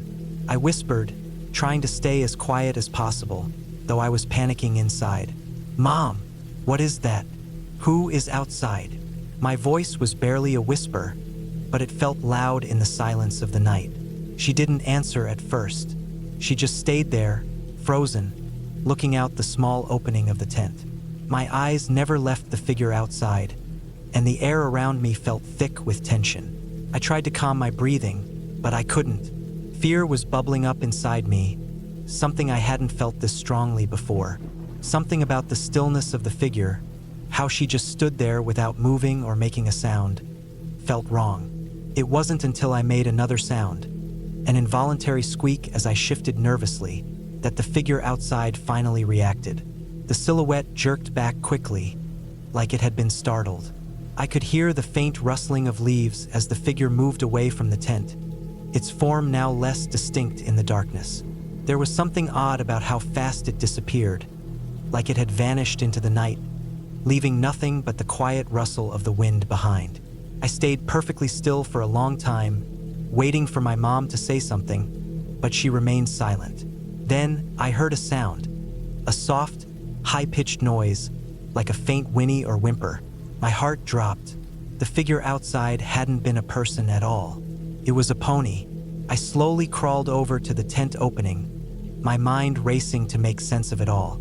Outside, the moonlit shadows revealed more clearly what had been lurking in the dark: a group of wild ponies. These were the same feral ponies that roamed the area, known for their shaggy coats and wild manes. They were a common sight in the area, but I had never expected one to get so close to our tent. We had set up camp along one of their regular paths. It turned out that the ponies often passed by this trail in the middle of the night, heading toward the beach for a drink from the ocean. The one I had mistaken for a strange woman had likely been the lead mare, with her long, tangled mane flowing down her neck. The other ponies were behind her, and they were now slowly moving away, their hooves soft against the dirt as they made their way toward the beach. My mom and I sat there in silence for a moment, both of us processing what had just happened. I felt a mixture of relief and embarrassment. What had I thought? That it was something supernatural? A ghost? A person out there in the woods? My mind had gotten the better of me, but the fear had felt real in that moment. Eventually, my mom broke the silence. Her voice was calm now, though still a bit shaken. "It's just the ponies, sweetheart. They probably didn't even see us." I felt silly, but I didn't want to admit it. I just nodded, knowing that she was right, but still unsure of what exactly I had seen. My mind was already playing tricks on me, mixing fear and imagination together. The rest of the night passed without incident, but I didn't sleep well. The sound of the ponies' hooves crunching through the underbrush lingered in my mind, and every little noise seemed louder than it should have been. I was hyper-aware of every rustle, every creak of the tent. My mom eventually drifted back to sleep, her breathing slow and steady. As the sun began to rise, the world outside became clearer. The ponies had long since disappeared into the distance, leaving nothing but the quiet stillness of the morning behind. We packed up camp and left the site, but I never forgot the fear I felt that night. Later, as we drove back home, I couldn't shake the feeling that something had been watching us, but the reality was far less mysterious. The ponies were wild, and we had just been in the wrong place at the wrong time. It was one of those moments where the mind runs wild with fear, only to have the truth be something much more ordinary. That trip at Tyndall Creek became just another one of those stories we told around campfires, laughing at how we'd gotten so worked up over a few ponies. But for me, the memory stayed with me in a way I couldn't quite explain. It was more than just a story. It was the feeling of vulnerability, of being small in the presence of the wild, of not knowing what was out there in the dark. The ponies, though harmless, had made me realize that the world beyond our campfire light was full of things I couldn't control. But in the end, that's what camping was all about. Embracing the wildness, learning to live with the unknown, and knowing that sometimes, what scares you most is just part of the natural world.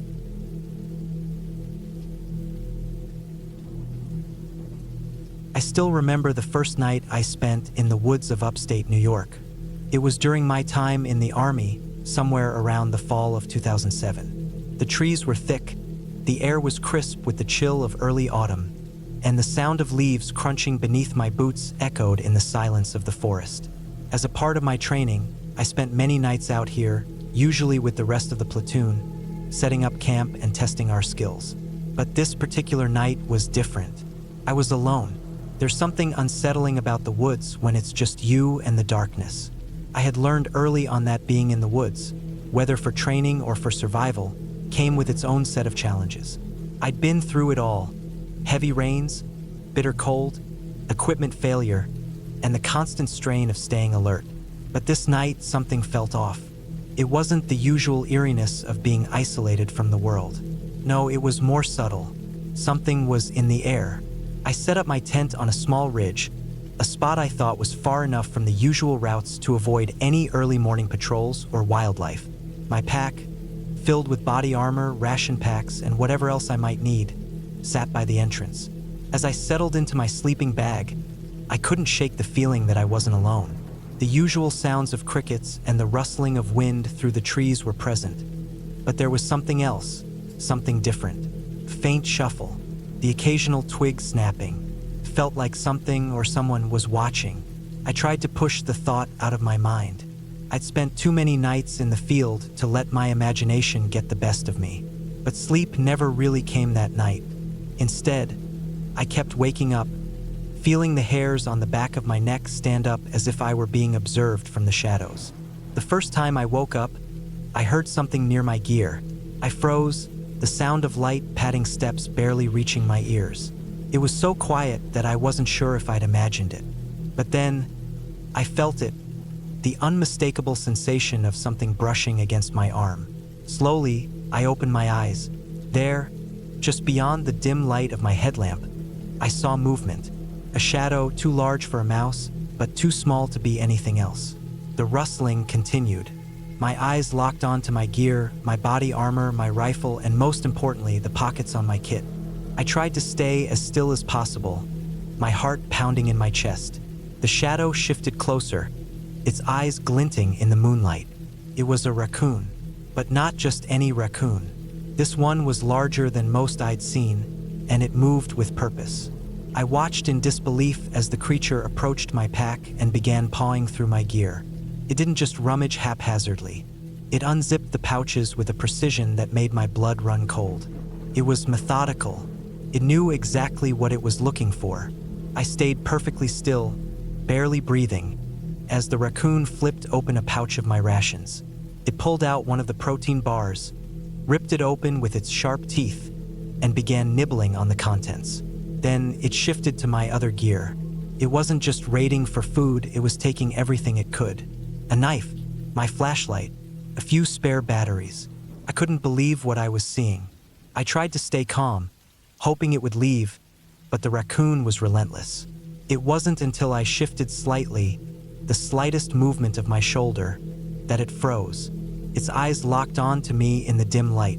There was a brief, tense moment where neither of us moved. But before I could react, it darted away, disappearing into the darkness. I lay there, heart racing, for what felt like an eternity. Was it just a wild animal, or was something more going on?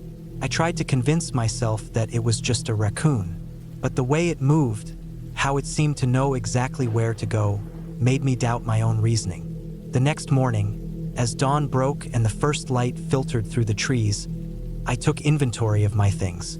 As expected, a lot of my gear was gone.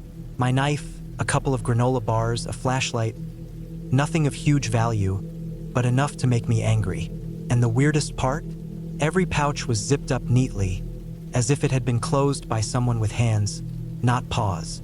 The following night, I thought I'd be ready. I made sure to set my gear up in a way that would make it harder for the raccoon to get into. I tied my food up high in a tree and kept my pack under my sleeping bag. But I wasn't prepared for what happened next. Around midnight, I woke up again to that same unsettling feeling. This time, I was determined to stay alert. My rifle was within arm's reach, and I kept my eyes half open, scanning the perimeter. I didn't hear the usual scurrying of the raccoon. Instead, I heard something much worse, the unmistakable sound of more than one set of paws. I slowly, carefully, sat up in my sleeping bag. There, just beyond the trees, I could make out the silhouettes of several raccoons, moving in a tight formation. It was as if they were working together.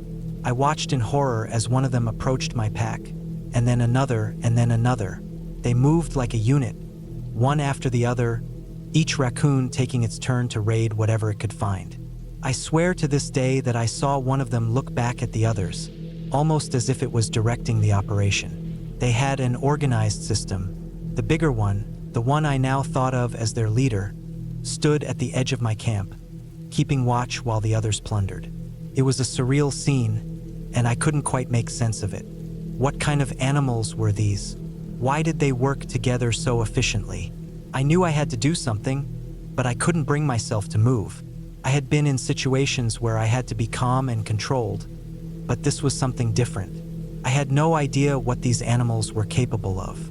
They could easily tear into my gear, destroy my supplies. Or worse, what if they came after me? I watched as the leader raccoon stayed in place, ears twitching, eyes scanning the camp. The others continued to pick through my belongings, stuffing food into their mouths, pulling apart my pack. One even chewed through a strap to get to a pouch. They were smart, too smart.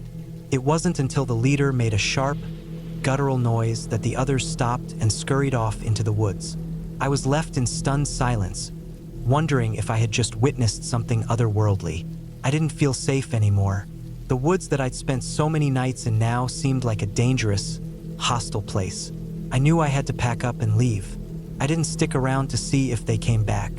The rest of the night was a blur as I packed up my things as quickly as I could, throwing my gear into my pack and tearing down my tent. I kept my eyes peeled, half expecting to see the raccoons come back in the night. But as I made my way out of the woods and back to my truck, I couldn't shake the feeling that something bigger was going on. The organized way they worked, like a coordinated team, still haunted me. It wasn't just a raccoon raid. It was something more. By the time I got back to my base, I had a newfound respect for the woods.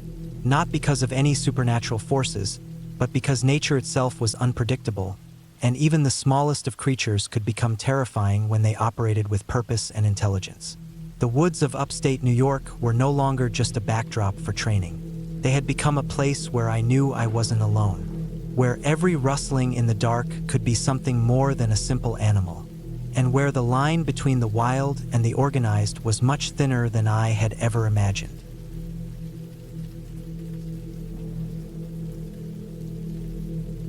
When I was around 13 or maybe 14 years old, my family used to spend most of our summers camping. We didn't have a lot of money, so we didn't travel far. We usually stuck to campgrounds in our home state of Michigan.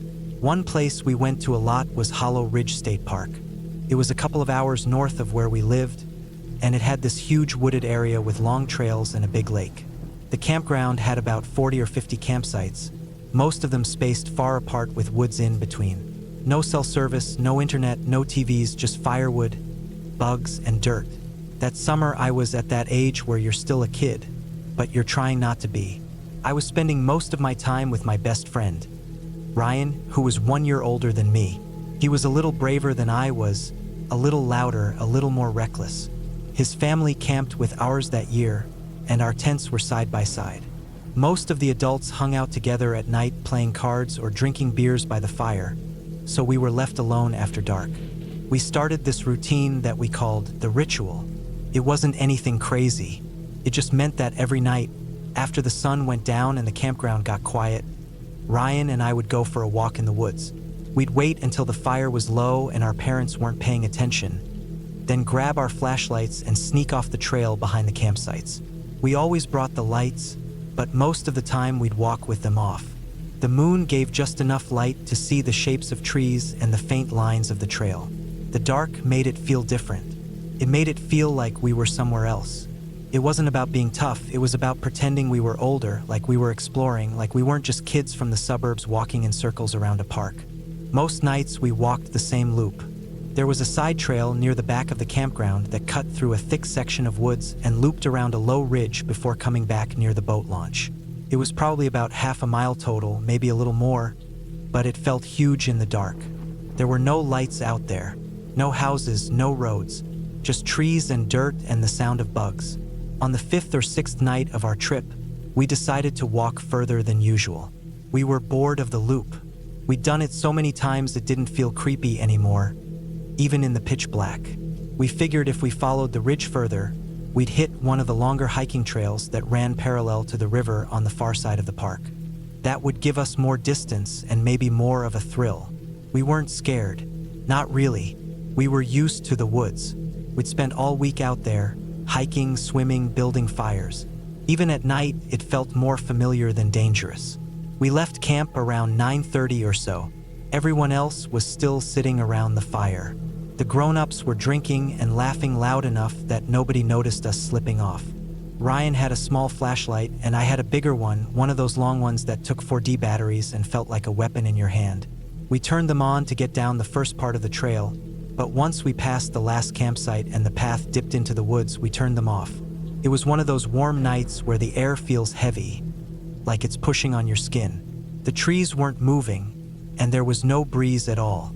Every time we stepped, we heard the soft crunch of leaves and sticks under our shoes.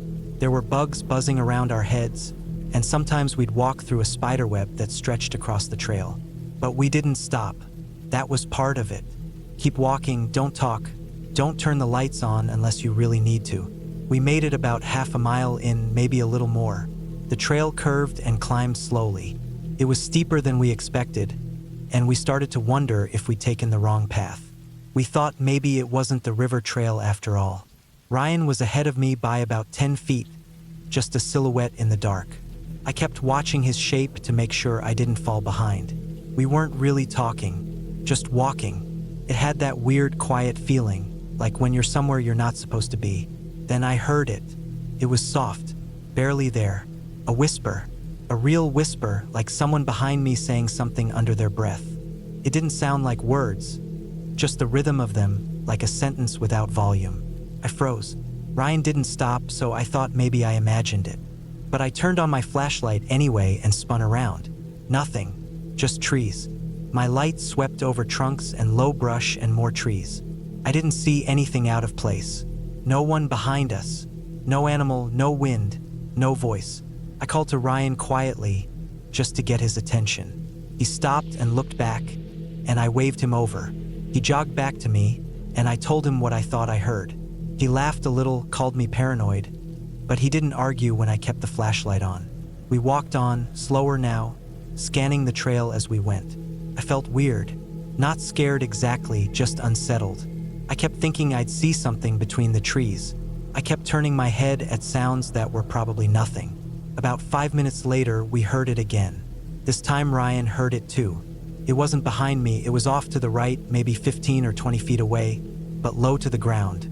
A whisper, not clear, just scattered words. I couldn't tell what they were. I don't think they made sense. We both stopped. I pointed my light in the direction of the sound, and Ryan turned his on too. The beams cut through the dark and lit up the trees, but again, nothing. No movement, no shape, no one there. We stood there for a minute, waiting, listening. Then I saw her. She was crawling on her hands and knees, coming out from behind a fallen tree just beyond the edge of the trail. Her clothes were dark, maybe black or navy, and looked wet with dirt. Her hands and knees were coated in mud, and her hair was stuck to her face. She was whispering, still, just random sounds, words that didn't string together, like she was talking to herself. I didn't move. I didn't even breathe for a second. Ryan's light froze on her too, and we both just stared. She didn't look at us at first. She kept crawling, whispering. Her movements were slow and strange, almost like she didn't know how to crawl, like she was hurt. Then she stopped. She looked up and saw our lights, and she stood up. I remember how sudden it felt. 1 second she was crawling, and the next she was on her feet, swaying slightly. She looked around, past us, through us, like she didn't know where she was. Her face was pale and her eyes looked glossy. She wasn't old, maybe in her 20s or 30s. She didn't say anything that made sense, just that she was looking for her campsite. That's when we realized something was wrong. Not in a dangerous way, just wrong. We didn't know what else to do, so we turned around and started walking her back toward the campground. She didn't argue. She followed us, stumbling a little, walking barefoot. Her feet were muddy and scraped up. She didn't talk much, just mumbled things now and then. Nothing clear. Took us about 15 minutes to get back. The walk felt slower because we kept looking over our shoulders. She didn't threaten us or anything, but there was something off about her. She looked exhausted, like she hadn't slept, like she wasn't fully awake. When we got back to the edge of the campground, we started passing tents and trailers again. We didn't know where she came from, so we tried walking toward the more crowded loop, hoping someone would recognize her. Eventually, we found a group of people sitting around a fire near a camper. There were a lot of empty beer cans on the table, and one guy was passed out in a lawn chair. We brought her over and asked if she belonged there. She did. Turned out she had wandered off hours earlier trying to find a bathroom, and nobody even noticed she was missing. She'd been drinking heavily and, we guessed, maybe took something else too. She didn't remember which direction she went, and when it got dark, she panicked and tried to crawl back, completely disoriented. Her friends laughed it off, made some joke about how she always disappears when she drinks. We didn't laugh. We didn't say much. We just walked back to our own site. When we sat back down by the fire, our parents didn't even ask where we'd been. They had no idea. That was the last night we did the ritual. Even now, I still think about her sometimes. What would have happened if we hadn't walked that far? What if we stayed on our usual loop? She was so deep in the woods, so far off the trail, and she had no flashlight, no shoes, and no idea where she was. It's easy to get turned around in those woods, especially at night. I don't know if she would have made it back on her own. It wasn't a ghost story. Nothing supernatural happened, but it felt worse somehow, because it was real, because we saw how easy it was for someone to disappear, because if we hadn't been curious, hadn't decided to push further than we usually did, she might have spent the whole night alone in the dirt, whispering into the dark, not knowing where she was or who she was near. It reminded me that the woods at night aren't empty. They're just quiet, and sometimes being quiet is worse. We never talked about that night again. Not really, not in detail. Ryan and I drifted apart after that summer. Different schools, different lives. I still camp sometimes, but I don't go off the trails at night anymore. I keep my flashlight on. I don't pretend I'm older than I am. I don't pretend I'm braver. Some things aren't stories. They're warnings, and some rituals don't need to be repeated.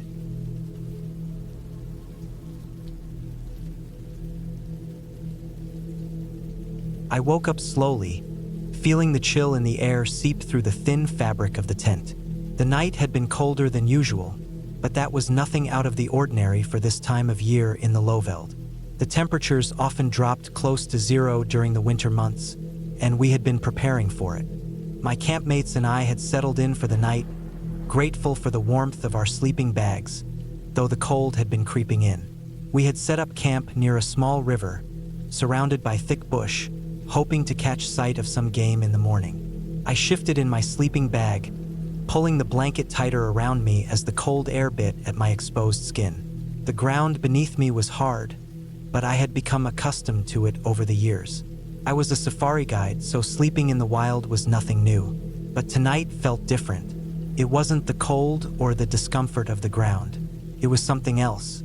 I felt an odd pressure against my back. At first, I thought it was just my imagination. I shifted again, trying to get more comfortable, but the pressure remained, and it was warm. It was too warm. That wasn't right. I froze. My heart rate shot up as I realized something was wrong. My back was pressed up against the canvas of the tent, but that wasn't all. The warmth behind me wasn't from the tent or from my own body heat. It was coming from something else, something alive. The warmth was soft, almost too soft, but it was undeniable. My mind raced as I slowly turned my head, trying not to make a sound. I could hear the low, steady rhythm of breathing, slow and heavy. It wasn't my own breathing. It was coming from whatever was behind me. My stomach dropped, and the hairs on the back of my neck stood up. Something or someone was in the tent with me. I tried not to panic, keeping my body as still as possible. My thoughts scrambled for a rational explanation, but none came. In this part of the world, especially in a place as wild as this, the possibilities were endless. I had seen lions, elephants, and all manner of dangerous animals up close during my years of guiding, but I had never encountered one inside the tent. I dared not move at first, not wanting to provoke whatever it was. I could hear the heavy breathing, and I could almost feel the warmth radiating from its body. It was close, too close.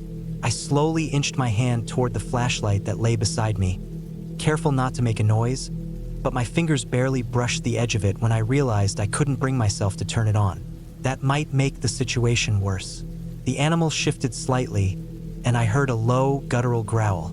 I felt the tension in my body rise, the hairs on the back of my neck bristling. This was real. I wasn't dreaming. I had been a safari guide long enough to know the signs of danger, and I knew I had to think fast. I held my breath, trying not to disturb the creature behind me.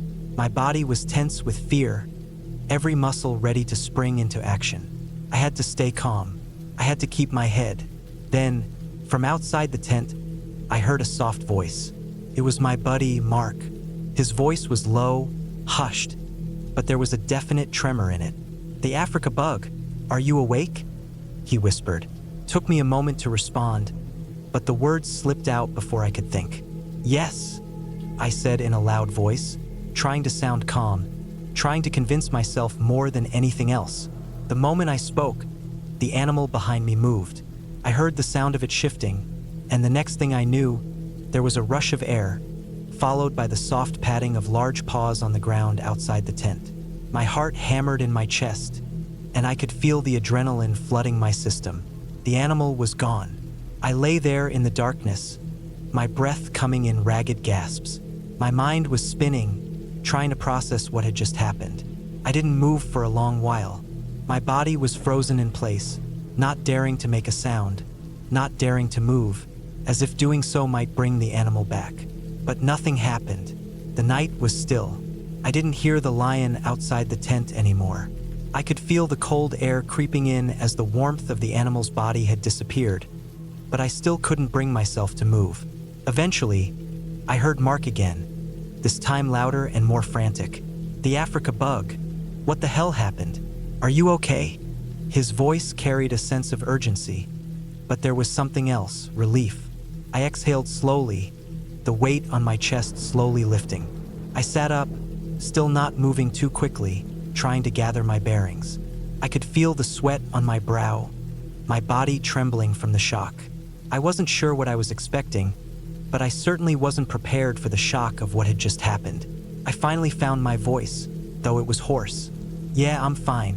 Just stay in your tent," I muttered, trying to sound casual. "Just stay in there." I wasn't sure why I told him to stay in his tent. Maybe it was because I wanted to process what had just happened without anyone else in my space. Maybe it was because I was still too shaken to make sense of it myself. But Mark didn't listen. I heard him shuffle around inside his tent, and then his voice came again. "I'm coming over there. "No," I said more firmly this time. "Just stay put. I'm fine." It took a few more moments before I finally gathered the courage to crawl out of my sleeping bag. I didn't want to look behind me, didn't want to face the aftermath of what had happened. But I had to know. I cautiously unzipped the tent and peeked outside. The campfire that had been crackling earlier was now just a pile of glowing embers. The night was silent except for the distant sounds of the wild, crickets chirping, a faint breeze rustling the leaves of nearby trees. There was no sign of the lion, no trace that anything had happened at all. But I knew it wasn't a dream. I knew it wasn't some figment of my imagination. It had been real and it had been close. I could hear Mark's footsteps approaching as he finally decided to leave the safety of his tent. He didn't speak, but I could feel his presence beside me as I stood there, my eyes scanning the darkness, searching for any sign of movement. "We need to get out of here," Mark said quietly after a long pause, his voice strained. "That lion could come back at any time." I looked at him, my mind still processing the events. He was right. We couldn't stay there. Not after what had just happened. We packed up the camp quickly, each of us moving with a sense of urgency, though there was a palpable tension in the air. As we loaded our gear onto the safari jeep, I kept my eyes on the surrounding bush, feeling the weight of the danger that had been so close. The lion might have left for now, but I couldn't shake the feeling that it was still out there, watching, waiting. When we finally drove away, I could still feel the lingering presence of the animal behind me, the warmth of its body against mine, the sound of its breathing. It had been a close call, too close. And as we drove back to the safety of the lodge, I knew one thing for sure. I had been incredibly lucky.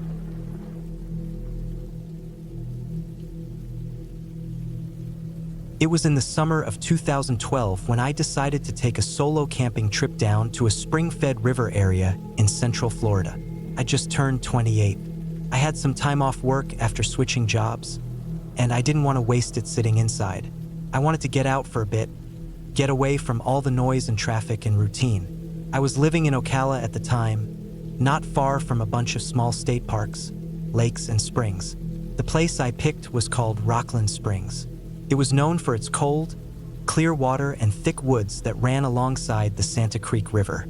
I'd been there once before with some friends the year before, just a quick weekend thing. I remembered the water being really clear and blue, even in the deeper spots.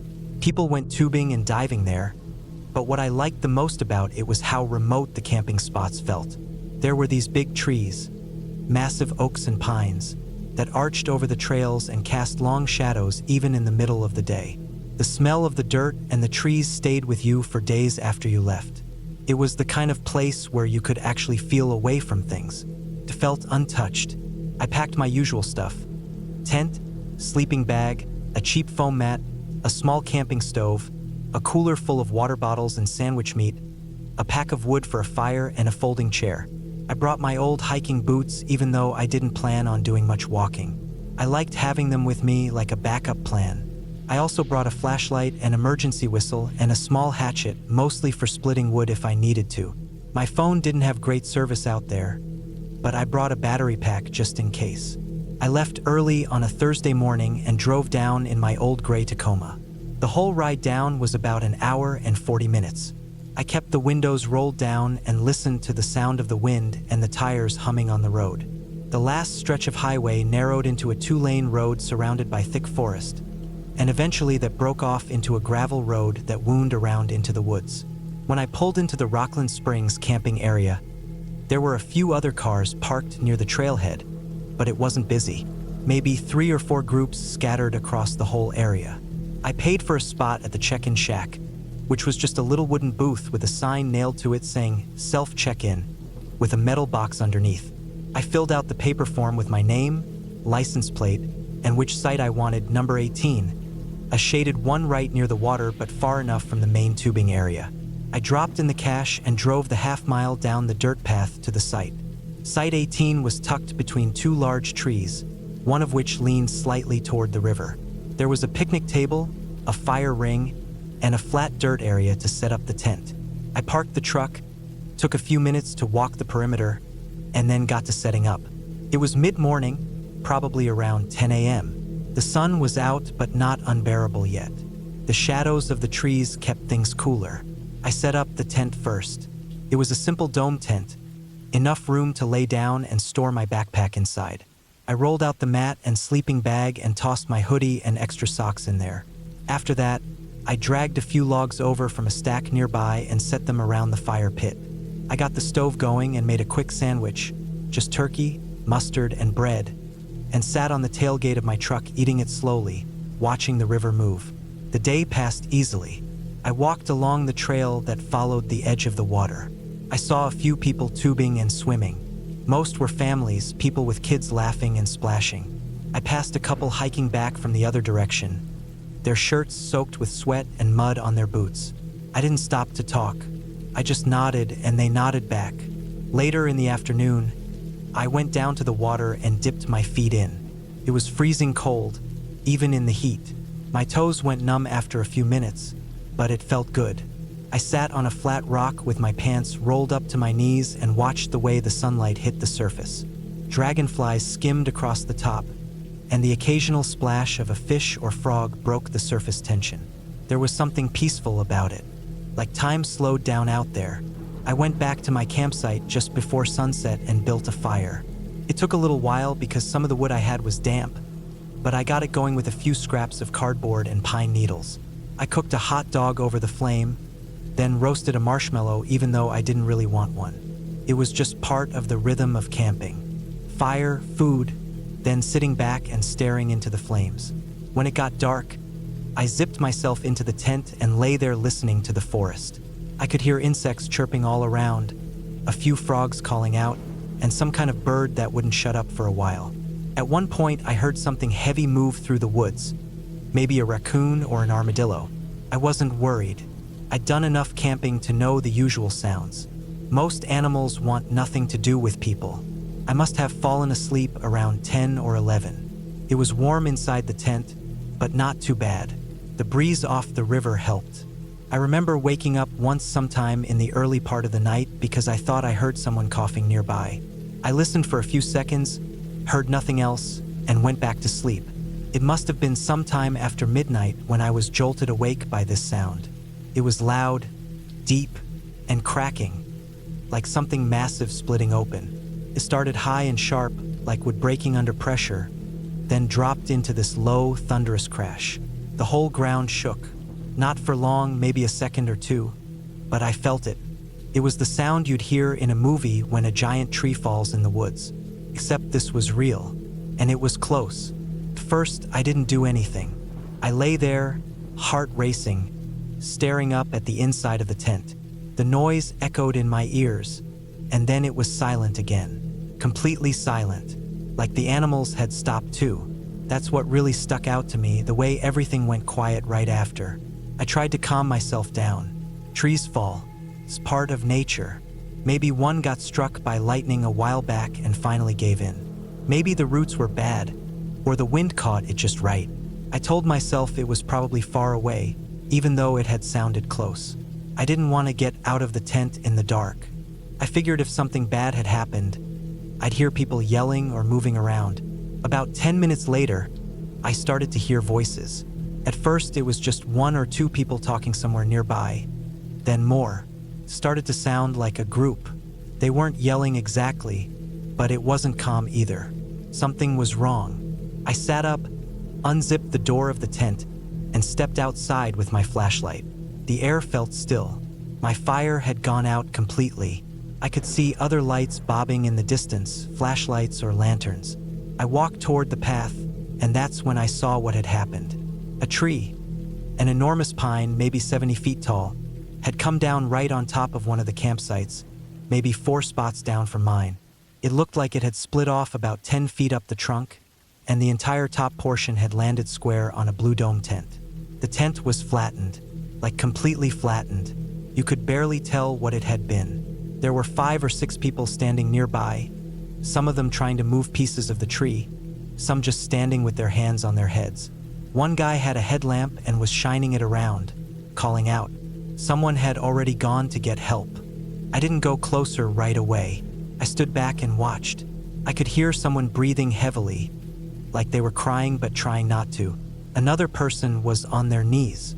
A few others started pacing. It was chaos, but quiet chaos. Controlled panic. One of the bigger branches had snapped off and crushed part of the picnic table. Another branch had punched a hole through a cooler. About 15 minutes after that, I heard a siren way off in the distance. Then more voices. Emergency responders started showing up. A ranger came down the path with a radio. Then an ambulance, then some guys in uniforms. A few of them went straight to the tree and started trying to cut through it with chainsaws. That's when I heard someone say what I hadn't wanted to believe. Someone had been inside the tent when the tree came down. They were dead. It was a man camping alone like me. No one had heard him shout or cry out. The tree hit fast and hard. They said it probably killed him instantly. I don't know if that was supposed to be comforting or not. Maybe it was. I didn't sleep the rest of that night. I sat in my truck with the doors locked, just staring out the windshield. Around 3 a.m., I heard the sound of a helicopter coming in. It circled once, then hovered as they prepped to airlift the body out. The sound was deafening. I could feel it in my chest. The next morning, I packed up my stuff slowly. I didn't talk to anyone. I just folded my tent, dumped out the cooler, and drove out of there. When I passed the spot again, the tree was still there, but they'd cut it into big chunks. The flattened tent was gone. Just the smashed table and cooler remained. I didn't go camping again for almost 4 years after that. And even now, when I do, I don't set my tent up near any big trees. Not even close. I look up first. I check for dead limbs, leaning trunks, split bark. I learned what a widowmaker branch looks like. I don't set up near slopes or soft ground.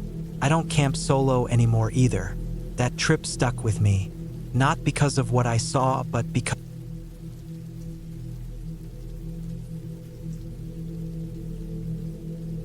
it was early in the morning, just as the first hints of daylight began to break through the dark sky. I had always loved the feeling of being on a safari, the quiet solitude that came with the early hours, the crispness in the air as everything around you started to stir. The Lowveld was known for its beauty, its ruggedness, and how life seemed to pulse through the land, even in the cold of winter. But this morning, something felt off, something I couldn't quite put my finger on. My name is Nick, and I've been a safari guide for over a decade now. It was something I fell into after growing up in the bush, and the work was as much a part of me as the land itself. I'd worked in various parks and reserves, but tonight, I was with a small team in a remote section of the Kruger Park. The air had been bitterly cold the night before, and I had layered myself in every piece of clothing I owned, trying to stave off the chill. I had settled into my tent at some point, exhausted from a day of tracking lions and elephants, the firelight still dancing in my mind as I drifted off to sleep. It was that deep sleep, the kind where the mind begins to drift between wakefulness and the dream world, that made the morning feel so strange. I woke up suddenly, the warmth of something heavy pressing against my back. At first, I thought it was the blanket, maybe the sleeping bag shifting, but then I realized the warmth was not something that belonged to the fabric. It was soft, too soft, and it moved. My heart skipped a beat, and I froze in place, not daring to move. It was a strange, unsettling feeling. Something alive was pressed up against me. The tent felt uncomfortably tight, and as I shifted slightly, trying to get my bearings, the cold air hit me in the face. That's when I realized something was terribly wrong. My back wasn't pressed against the canvas of the tent as I had assumed. No, I was leaning against something far too warm, far too soft, far too alive. I slowly moved my hand back, touching the thing behind me. Fur. Thick, matted fur. The reality hit me like a brick. I was not alone in this tent. There was an animal, a large one, and it was lying right up against me. The blood drained from my face, and I held my breath. I could feel the weight of the creature, the slight rising and falling of its chest as it breathed, the heat radiating from it in the freezing night air. My mind raced through 1,000 possibilities, but only one animal made sense in this situation. A lion. A big one, judging by the warmth and size of the thing pressing against me. My hands trembled, and I tried to move slowly, but every shift of my body seemed to send a ripple through the animal behind me. His breathing slowed for a moment, but it didn't move. I didn't dare make a sound, too afraid to even think, too afraid to take a breath that might alert it to my awareness. I was about 90% sure it was a lion. There was a chance, just a small chance, that it could be some other animal, but the likelihood was almost zero. Lions roamed these parts at night, especially when the temperatures dropped and food was scarce. They were more brazen in the colder months, and this one seemed to have wandered into our camp. My mind raced as I calculated my options. If I made any noise, if I moved too quickly, it could trigger the predator's instinct to defend itself, to attack. And in that confined space, there was no way I could outrun it or defend myself. My rifle was just a few feet away, but the idea of reaching for it seemed impossible. It was tucked into a bag near the edge of the tent, just out of reach. As I lay there, barely breathing, I could hear the sound of my buddy, Marco, from the tent next to mine. He spoke in a whisper, but the tremble in his voice was clear. "The Africa bug? Are you awake?" Marco's voice was thick with tension, and his words only served to make my heart pound faster. How the hell could he be awake? And why was he calling me now, of all times? The weight on my back shifted again, and I cursed silently under my breath. I answered, my voice as calm and steady as I could manage. Yes, I cursed myself for not being more cautious. My heart was pounding so loudly I was certain the lion could hear it, but I couldn't stop now. I had to pretend everything was fine, to keep my cool and not give any sign that I had just discovered the animal pressing its massive body against mine. As soon as I spoke, the lion moved. I could feel it shift, its body rising off the ground with an almost graceful fluidity that belied its sheer size. My skin crawled as I heard the soft sound of its pads against the ground. It didn't run away immediately, though. Instead, I could hear its heavy breathing, a slow and deliberate exhale, as though it was trying to figure out what to do next. My mind was spinning. I couldn't understand why it hadn't attacked. Maybe it was just curious. Maybe it had been drawn in by the warmth of our campfire. Or maybe it simply didn't see me as a threat. But whatever the reason, I didn't want to stick around long enough to find out. There was a split second of silence before I heard Marco speak again. This time, his voice was full of fear. "Neek, did you hear that?" His whisper was tight with panic. I didn't answer. The lion had stopped moving, and I knew that if I made any noise now, it would be over. The tension in the air was palpable, a strange mix of terror and confusion. I stayed as still as I could, my hands gripping the edges of the sleeping bag, my entire body rigid with fear. The lion, sensing no immediate danger, seemed to lose interest. It let out a soft huff of breath, and I felt its body move further away from me. The sound of the lion's retreating footsteps was faint but distinct in the quiet of the night. It was leaving. I couldn't believe it, but it was leaving. My entire body was trembling now. I could feel the sweat pooling at the back of my neck, my chest heaving with every breath I took. Slowly, I allowed myself to exhale, the breath I had been holding for what felt like an eternity. I didn't know what to do, but I knew I had to get out of that tent. I needed to get my bearings to make sure I wasn't still in any immediate danger. I stayed still for a few more moments, listening to the sounds around me. The lion's footsteps had faded, but the night was still filled with the sounds of the wild. The soft rustle of the bush, the distant call of a bird, the occasional snap of a twig as some animal moved through the undergrowth. But the lion had gone and I was still alive. It took a few moments before I gathered the strength to move. I didn't want to risk another encounter, but I knew that I had to check on Marco to make sure he was okay. I carefully unzipped my tent, inching out as quietly as possible. The world outside seemed different, more dangerous somehow. The morning sun had begun to rise, but the air still held that chill, the remnants of the freezing night clinging to the earth. Marco's tent was just a few feet away, and I approached cautiously, my eyes scanning the shadows for any sign of movement. When I reached his tent, I unzipped the flap and peeked inside. He was lying there, wide-eyed, staring at the ceiling, his body frozen in place. He looked at me, his face pale. "I think it's gone," I said, my voice hoarse from the tension. Marco nodded slowly, but his eyes never left the doorway of the tent. Neither of us moved for a while, just staring at the empty night outside, each of us too afraid to break the silence. It wasn't until later that we realized how close we had come to disaster. If I had made even the slightest noise, if I hadn't been as still as I was, the lion would have attacked. There was no doubt about that.